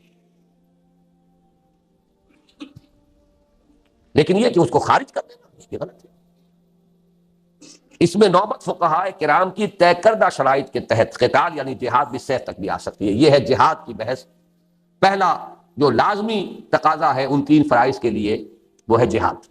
دوسرا لزوم اجتماعیت، اجتماعیت کا لزوم. اس میں بھی درجے ہوں گے، کسی جگہ یہ مستحب ہوگا، کسی جگہ یہ مفید کہہ لیجئے ممد کہہ لیجیے، کسی جگہ لازم ہوگا، ہر وقت ہر حال میں لازم نہیں۔ فریضہ اول کے ضمن میں صرف صحبت صالح، کونوا مع الصادقین۔ اللہ کا بندہ بننا ہے آپ کو، نفس سے جہاد کرنا ہے، شیطان سے کرنا ہے، معاشرے سے کرنا ہے، تو ایسے لوگوں کی معیت تلاش کریں، ایسوں کا قرب، ایسوں کی صحبت، جو یہی کام کر رہے ہوں، یہی کرنا چاہتے ہوں، اس سے تقویت پہنچے گی آپ کو۔ مرید کسے کہتے ہیں؟ ارادہ کرنے والا۔ آپ نے ارادہ کیا ہے، اور بھی ہے اس نے بھی ارادہ کر لیا ہے، یہ مرید جمع ہو، اس سے یقیناً تقویت حاصل ہو۔ لیکن عقلاً محض اس کام کے لیے جماعت، میں جماعت کا ایک مفہوم خاص بول رہا ہوں، جماعت ڈسپلنڈ، سموتات والی جماعت، اس کام کے لیے ضرورت نہیں۔ نمبر 2، اسی طرح فریضہ ثانی کے ضمن میں درس گاہوں، اداروں، انجمنوں اور سوسائٹیوں سے پورا ہو سکتا۔ دین کی دعوت و تبلیغ ہے، ڈھیلا ڈھالا نظم ادارہ ہے، اشاعت قرآن کا ادارہ، پبلشنگ ہاؤس ہے، آڈیو ویڈیوز کے کا کوئی سلسلہ ہے، جرائد ہے، رسائل ہیں، انجمنیں ہیں، دارالعلوم ہیں، یہ سب اس کا ذریعہ ہے، یہ جماعتیں نہیں ہیں۔ اجتماعیت تو ہے، لزوم اجتماعیت لکھا ہے میں نے اوپر، اجتماعیت ایک عام لفظ ہے، یہ لوز آرگنائزیشنز، ایسوسیشنز، انجمنیں، ان میں وہ سموتات، ڈسپلن یہ نہیں۔ ٹھیک ہے، ایک دستور ہے، قانون ہے، اس کے مطابق آپ نے تقسیم کار کر لیے، کوئی صدر ہے، کوئی سیکریٹری ہے، جس کی ٹانگ گھسیٹنی ہو گھسیٹ لیجیے، نو کانفیڈنس لے آئیے اس کے خلاف، جس کو آپ برقرار رکھنا چاہیں رکھیں، جو بھی رکھیں، آپ کا دارالعلوم ہے، اس کا کوئی محتمم ہے، بہرحال ایک نظم تو وہاں ہوگا، لیکن یہ کہ وہ جماعت کا سلسلہ نہیں۔ لیکن اب ہے اصل شے، فریضہ ثالث کے ضمن میں سم و طاعت فی المعروف کے ٹھیٹھ اسلامی اور عسکری اصول پر مبنی جماعت کے بغیر پورا نہیں۔ کوئی احمق ہوگا جو سمجھے کہ یہ کام ہو سکتا ہے بغیر اس کے۔ ٹھیٹھ اسلامی اور عسکری ملٹری ڈسپلن، وہاں آپ کو یہ اختیار نہیں ہے، حق حاصل نہیں ہے کہ آپ اپنے سپیریئر سے یہ پوچھیں کہ یہ حکم آپ کیوں دے رہے ہیں مجھے، کیا حکمت ہے۔ There's not to reason why, there's but to do it that۔ عسکری اور ٹھیٹھ اسلامی سموتات، فاسمعوا واطیعوا، اللہ کی سموتات مطلق، رسول کی سموتات مطلق، الا یہ کہ وہ خود کہہ دیں کہ یہ صرف میرا مشورہ ہے، حکم نہیں ہے۔ جیسے حضرت بریرہ نے پوچھ لیا تھا، حضرت مغیث ایک غلام تھے، حضرت بریرہ ایک کنیز تھیں، ان کے ساتھ نکاح تھا، حضرت عائشہ کی کنیز تھیں حضرت بریرہ، حضرت عائشہ نے انہیں آزاد کر دیا، اب ان کا سٹیٹس ہو گیا اونچا، وہ غلام کے غلام تھے۔ یہ ایک خیار حاصل ہوتا ہے، اختیار، چوائس۔ کنیز پہلے جس کے نکاح میں تھی، کنیز ہونے کی حیثیت سے کسی غلام کے، اب جب وہ حرہ ہو گئی، آزاد ہو گئی، تو شی ہیڈ این آپشن، وہ چاہے تو اب اس کے نکاح میں رہے، چاہے تو نہ رہے، کفر نہیں رہا نا وہ۔ تو حضرت بریرہ نے کہا میں تو اب اس کے نکاح میں نہیں رہوں گی مغیث کے۔ انہیں بہت محبت تھی، انہوں نے پہلے خود خوش آمد کی، نہیں مانی، پھر سفارش کروائی۔ سفارش بھی کس کی؟ محمد رسول اللہ صلی اللہ علیہ وسلم کہ حضور اس سے کہیے۔ حضور نے فرمایا بریرہ کیا حرج ہے اگر تم مغیثی کے گھر میں رہو؟ پورا فوراً سوال کیا، حضور آپ کا حکم ہے یا مشورہ؟ تو میں نے حکم نہیں ہے، مشورہ ہے، تو میرے لیے قابل قبول نہیں ہے، حکم کو نہیں ڈالا۔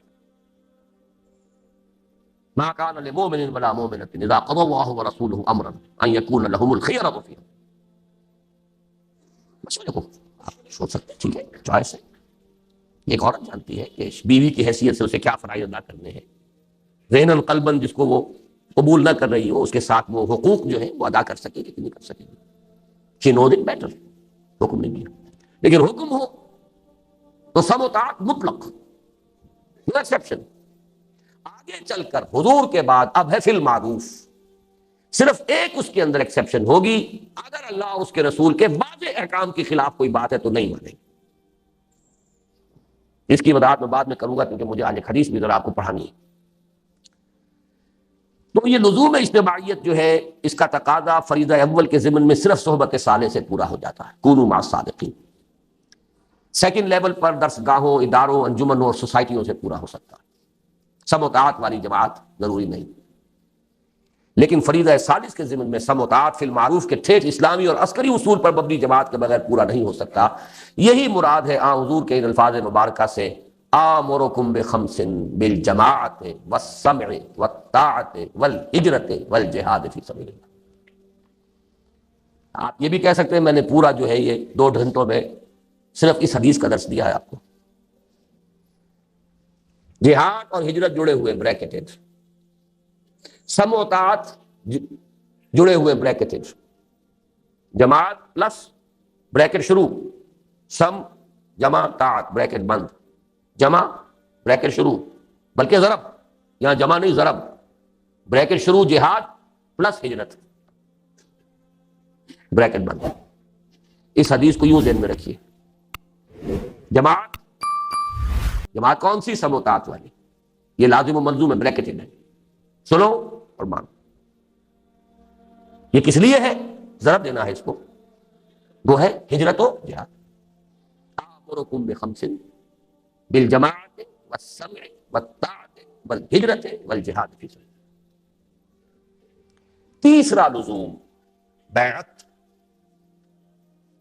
نماز کے لیے وضو کے لیے پاک پانی۔ بیعت جو ہے، ایک تو ہے بیع، وہ تو اللہ سے ہوئی، جان و مال اس کے حوالے، جنت رب کے امیدوار ہیں۔ ایک ہے بیعت کسی انسان کے ہاتھ پر، وہ انسان رسول بھی تھے تو انسان تھے، ان کے ساتھ بیعت سم و طاعت مطلقاً۔ اب آپ کے بعد جو انسان ہے غیر معصوم ہے، چاہے وہ ابو بکر ہو، ان کے ساتھ سم و طاعت فی المعروف۔ بالکل میتھمیٹیکل سمجھیے چیزوں، لیکن بیعت کے ضمن میں بھی ایک ہی طرح کا تقاضا نہیں ہے، تینوں لیولز پر کچھ فرق ہو جائے گا۔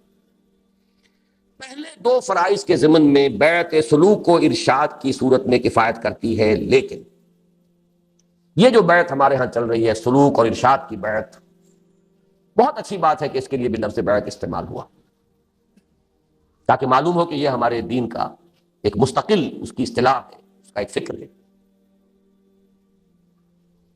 اور وہ بیعت عقبہ اولا کے ساتھ میں سمجھتا ہوں کہ اس کا ربط اور تعلق ہے۔ بیعت ارشاد، پہلی بیعت حضور نے یہی لی تھی، شرک نہیں کریں گے، چوری نہیں کریں گے، زنا نہیں کریں گے، تہمت نہیں لگائیں گے وغیرہ، اور جس نیک بات کا آپ حکم دیں گے وہاں معروف تھا، یہ پہلا درجہ تھا اس بیعت کا بھی۔ آج وہ بیعت ادروئے قرآن صرف بیعت النساء ہے، یہ سلوک کی بیعت زنانہ بیعت ہے، یہ مردانہ بیعت نہیں ہے، زنانہ بیعت۔ غور کر لیجیے اس کو، قرآن حکیم نے وہی الفاظ دیے، حالانکہ سورہ ممتحنہ سن 6-7 میں نازل ہو رہی ہے، بیعت عقبہ اولا سن 10 میں، سن 10 نبوی، ہجرت سے 1.5-2 سال قبل لی جا رہی ہے، ایک فصل ہے 8-9 برس کا، لیکن وہی الفاظ جو بیعت عقبہ اولا کے تھے وہی قرآن میں آئے، بیعت النساء، یہ زنانہ بیعت ہے، مردانہ بیعت نہیں ہے۔ مردانگی تو چاہیے، وہ میدان میں جب آنا ہے، مردانہ بیعت وہاں درکار ہے، وہ فرض خواتین پر نہیں، زنانہ بیعت لیکن ہے بیعت۔ اس کے بارے میں ہمارے ہاں وہ جو اہل حدیث مسلک کے لوگ ہیں وہ اس کی نفی کر دیتے، کوئی بیعت نہیں، اس کا کوئی اصول نہیں، کوئی اس کا ثبوت نہیں، غلط بات ہے۔ بیعت عقبہ اولا بیعت یہی ہے، بیعت النساء بیعت یہی ہے، بیعت ارشاد ہے، وہ بھی صحیح ہے، حق ہے، لیکن وہ بیعت جو مردوں سے مطلوب ہے وہ کچھ اور ہے۔ اگر یک قطرہ خونداری، اگر مشتے پرے داری، بے آبا من تو آمودم طریق شاہ بازی راہ، مردانگی اس کے لیے بیعت جو ہے وہ ہے نمبر 3۔ فریضہ ثالث کے ضمن میں بیعت سمع و طاعت فی المعروف کی صورت لازمی و لابدی۔ اب میرے پاس اور الفاظ نہیں ہے جس کو میں تاکید کیسے دوں، کیسے کروں، لازمی ہے، لابدی ہے، کوئی اس سے رستگاری نہیں۔ یا تو کہیے کہ وہ فرض ہے ہی نہیں، ٹھیک ہے، چھٹی ہو گئی، جس گاؤں جانا نہیں اس کا راستہ کائے کو پوچھنا، اگر مانتے ہیں کہ وہ فرض ہے، بلند ترین منزل کے لیے جد و جہد فرض، تو کوئی پاگل ہوگا، احمق ہوگا، ڈھیٹ ہوگا جو اس کے لزوم کا انکار کرے۔ فریضہ ثالث کے ضمن میں بیعت سمع و طاعت فی المعروف کی صورت لازمی اور لابدی، اسی کی جانب اشارہ ہے مسلم شریف کی روایت عن عبداللہ ابن عمر رضی اللہ تعالی عنہما میں، جس میں حضور صلی اللہ علیہ وسلم کے الفاظ مبارکہ وارد ہوئے ہیں کہ من مات ولیس فی عنقہ بیعۃ مات میتۃ جاہلیۃ، جو شخص مرا اس حال میں کہ اس کی گردن میں بیعت کا قلادہ نہیں تھا، وہ جاہلیت کی موت مرا ہے، ایمان اور اسلام کی موت نہیں مرا ہے۔ جو لوگ اس بیعت ارشاد کو سمجھ لیتے ہیں کہ یہ تقاضا پورا ہو رہا ہے، وہ اپنے آپ کو دھوکہ دے رہے ہیں۔ یہ دوسری بیعت کا تذکرہ ہے۔ اس حدیث کے بارے میں بھی میرے جو الفاظ تھے اوریجنل ان میں میں نے تھوڑا سا اضافہ کیا۔ اس پر اصل میں مجھے متنبہ کیا تھا مولانا سید حامد میاں رحمۃ اللہ علیہ نے، جو ہمارے مستشارین میں سے تھے تنظیم کے۔ وہ چونک گئے اس کو دیکھ کر، یہ آپ جس طرح اس کو لازم قرار دے رہے ہیں، یہ مفہوم تو ہمارے بزرگوں اور اسلاف میں سے کسی نے بیان نہیں کیا کہ اس معنی میں یہ بیعت جو ہے لازم ہے۔ میں نے انہیں ایک جواب دیا بڑی ٹیکنیکل ٹرمز میں، مولانا عصمت اللہ صاحب سمجھیں گے اس ٹیکنیکل ٹرمینالوجی کو۔ میں نے کہا مولانا پہلی بات تو یہ ہے کہ کسی شے کا عدم ذکر اس کے عدم وجود کو مستلزم نہیں ہے۔ کسی شے کا ذکر نہ کیا جائے اس کا مطلب یہ نہیں کہ وہ ہے نہیں۔ یہاں کتنے لوگ ہیں، میں کچھ لوگوں کا ذکر کرتا ہوں تو اس سے باقی لوگوں کی نفی تو نہیں ہو جائے گی۔ اگر اسلاف میں سے کچھ لوگوں نے اس کا ذکر نہیں کیا تو اس سے یہ لازم نہیں آتا کہ تھا ہی نہیں، اور مثال دی۔ اور میں بہت ہی اللہ کا شکر ادا کرتا ہوں کہ میرے علم میں وہ مثال آ گئی تھی، کیونکہ میرے استاد بھی تھے مولانا منتخب الحق قادری۔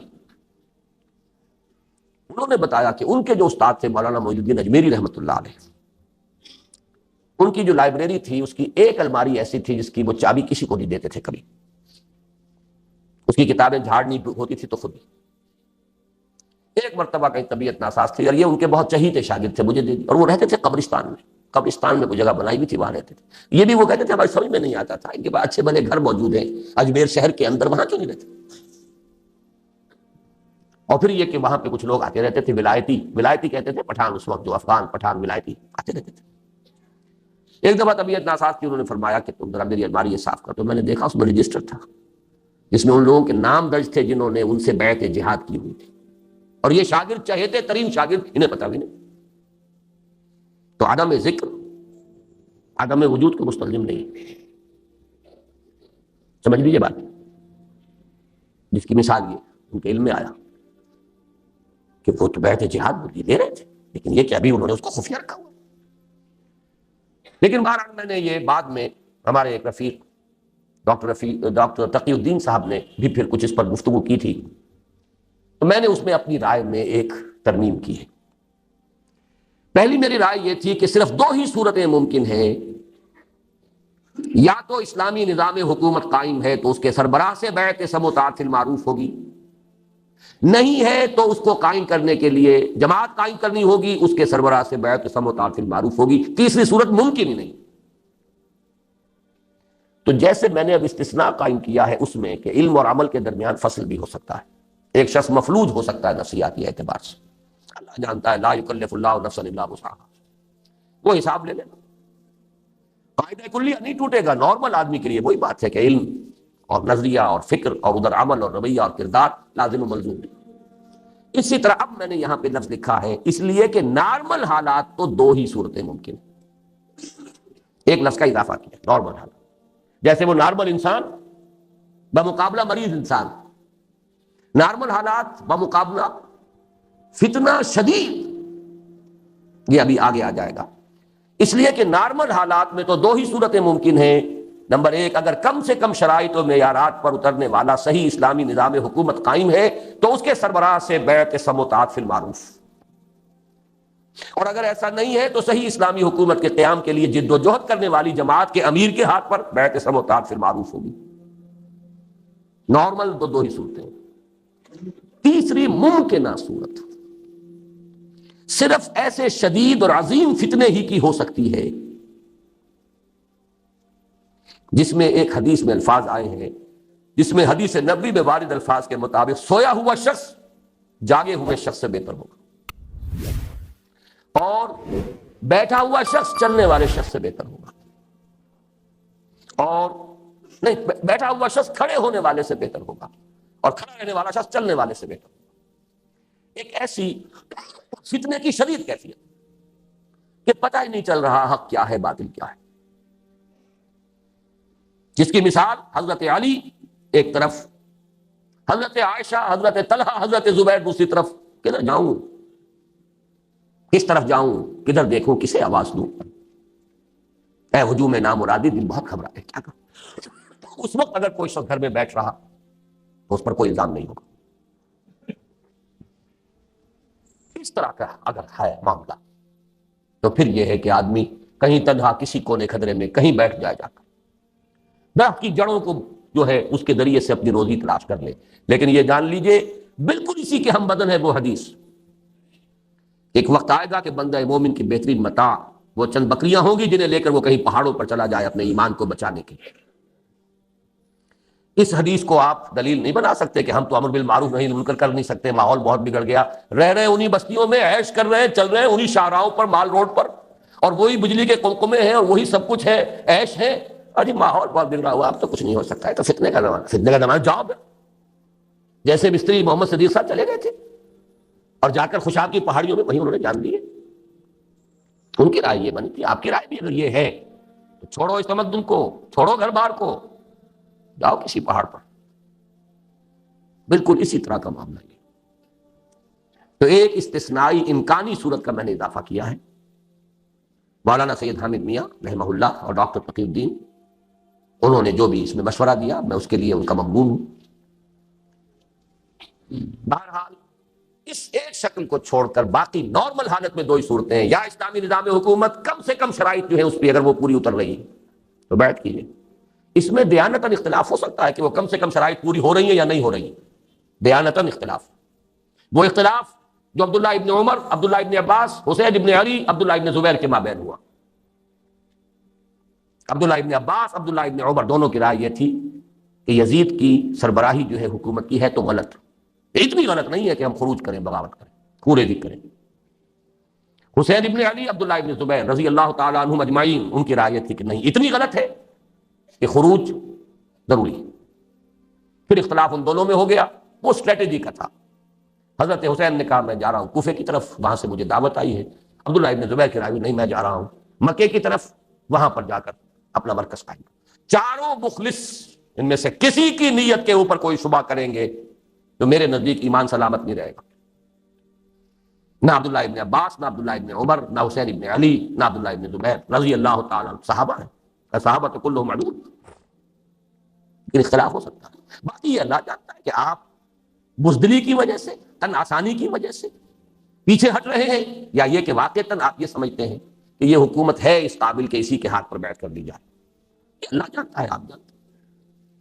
کم سے کم شرائط پر اترنے والی اسلامی حکومت ہے تو اس کے سربراہ کے ہاتھ پر بیٹھ کے سموتات فی المعروف، نہیں تو جماعت قائم کیجئے اور اس کے امیر سے آپ سموتات فی المعروف۔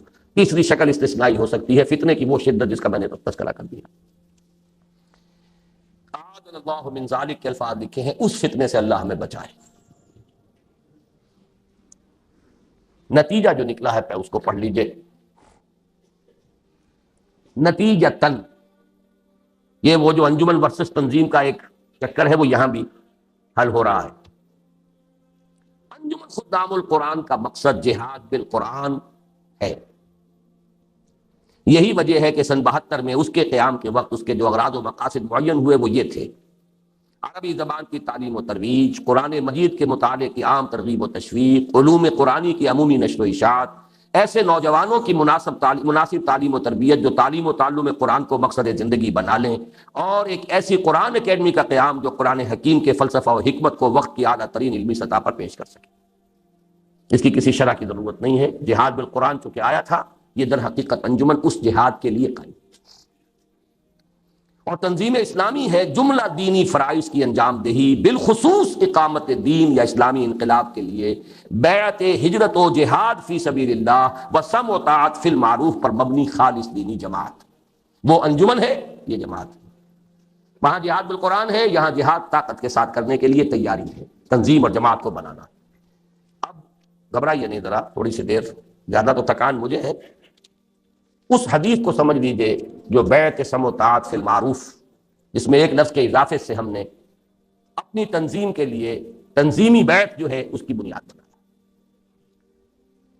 عن عبادہ ابن ثابت عن عبادہ ابن الصامت رضی اللہ تعالی عنہ، انصاری صحابی ہیں اور یہ ان چند صحابہ میں سے ہیں، ظاہر ہے کہ صرف 12 ہی ہو سکتے ہیں جو دونوں بیعتوں میں موجود ہوں، اس لیے کہ پہلی بیعت عقبہ اولیٰ جو ہے اس میں 12 صحابہ تھے صرف، بیعت عقبہ ثانیہ میں ان میں سے چند نہیں آ سکے تھے، تو 12 بھی پورے نہیں۔ لیکن یہ وہ خوش قسمت صحابی ہیں عبادہ ابن ثابت رضی اللہ تعالی عنہ جو دونوں بیعتوں میں موجود تھے، بیعت عقبہ اولیٰ، بیعت عقبہ ثانیہ۔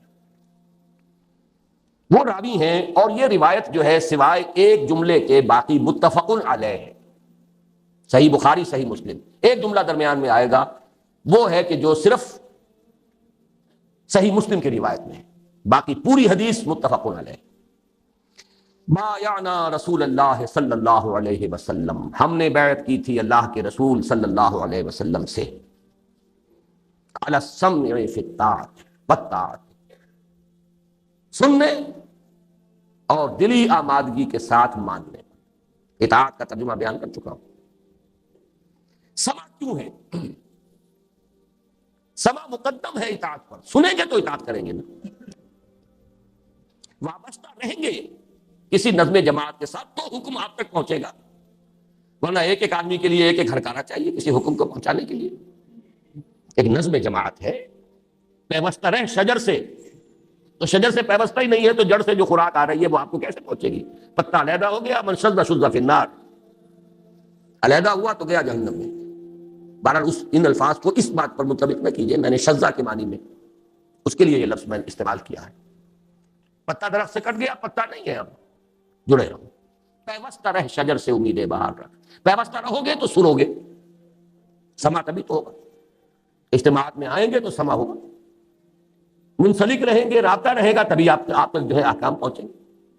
طاعت، اس میں ہم نے اضافہ کیا فی المعروف، اس لیے کہ یہ بیعت تھی محمد رسول اللہ صلی اللہ علیہ وسلم سے۔ زنانہ بیعت میں فی المعروف کے الفاظ ہیں، مردانہ بیعت میں نہیں ہیں، جو حکم ہوگا مانیں گے۔ زنانہ بیعت میں آج بھی ممتحنہ میں اضافہ ہے معروف کا۔ فی العسر والیسر، ایسا احاطہ کیا ہے۔ میں نے جیسا کہ آج عرض کیا تھا، انا افصح العرب، یہ الفاظ کس نے آخر طے کس نے کیے؟ محمد الرسول اللہ نے۔ بیعت کی ہے کس بات پر؟ کرو مجھ سے بیعت کرو۔ ایسا گھیرا ہے، نکلنے کا کوئی راستہ ہی نہیں۔ فی العسر والیسر، مشکل ہو، تنگی ہو یا آسانی ہو، کشادگی ہو، ہر حال میں یہ عذر نہیں ہوگا، یہ مشکل دور آ گیا، یہ وقت جو ہے کٹھن ہے، اس میں تنگی میں ہوں۔ اگر پیش کر رہے ہیں اس بیعت کے بعد بھی وہ عذر پیش کریں، خیانت کر رہے ہیں بیعت کے اندر، بیعت ہے فی العسر والیسر، کہاں جائیں گے، کہاں بھاگیں گے؟ والمنشط والمکر، چاہے طبیعت میں آمادگی اور نشاط ہو، نشاط ہوتا ہے انبساط، چاہے جبر کرنا پڑے اپنی طبیعت پر۔ یہ دیکھیے یہ داخلی کیفیت، وہ خارجی ہوتی ہے عسر اور یسر، حالات کی تنگی، مشکل، یا حالات کی کشادگی اور آسانی۔ ایک داخلی کیفیت ہوتی ہے، حکم وہ آیا ہے جس سے آپ کو بھی اتفاق ہے کہ ہاں ایسا ہی ہونا چاہیے، یہی اسٹریٹجی صحیح ہے، یہی رائے درست ہے، تو انبساط اور انشراح کے ساتھ عمل کریں گے اس پر۔ یہ بھی تو ہو سکتا ہے کہ آپ کی رائے اس کے خلاف ہو، اب آپ کو اپنی رائے پر جبر کر کے، اپنی طبیعت پر جبر کر کے ماننا ہوگا۔ آگے آ جائے گا اللہ جو ہے اس میں، وہ بات میں آئے گا۔ میں یہاں مثال دے دوں، بہت سے لوگوں کی رائے تھی، خود حضور کی رائے یہ تھی غزوہ احد کے موقع پر کہ مدینے میں محصور ہو کر، قلعہ بند ہو کر مقابلہ کیا جائے۔ بہت سے صحابہ کی رائے ہوگی، یہی رائے عبداللہ ابن ابی کی تھی، رئیس المنافقین کی۔ حضور نے ان لوگوں کی رائے کا دلجوئی کو پیش نظر رکھ کر ان کی رائے پر فیصلہ کیا کہ جائیں گے کھلے میدان میں، ٹھیک ہے، اپنی رائے کو آپ نے پیچھے رکھ لیا۔ اب دیکھیے جو لوگ وہ تھے جن کی رائے کے خلاف یہ فیصلہ ہوا، ان میں سابق بھی ہو سکتے تھے اور منافق بھی ہو سکتے تھے، لیکن کس چیز سے علیحدگی ہوئی؟ منافق ہٹ گیا کہ جب ہماری بات نہیں مانی جاتی تو ہم کیوں ساتھ دیں، یہی قول تھا عبداللہ ابن ابی کا، اور صادق نے کہا کہ جو ٹھیک ہے، رائے ہماری وہ تھی، لیکن حکم اب یہ ہے محمد کا صلی اللہ علیہ وسلم صلی تسلیم خم۔ یہی صادق اور منافق کے درمیان فرق ہے۔ فَلَيَعْلَمَنَّ اللَّهُ الَّذِينَ آمَنُوا وَلَيَعْلَمَنَّ الْمُنَافِقِينَ فی المنشط والمکر۔ انشراح ہو، انبساط ہو، اتفاق ہو تب بھی مانیں گے، طبیعت پر جبر کرنا پڑے تب بھی۔ وَعَلَىٰ عَثَرَةٍ عَلَيْنَا، عَلَىٰ یعنی عَلَى الرغم، اس کے باوجود مانیں گے کہ ہم پر دوسروں کو ترجیح دی جائے۔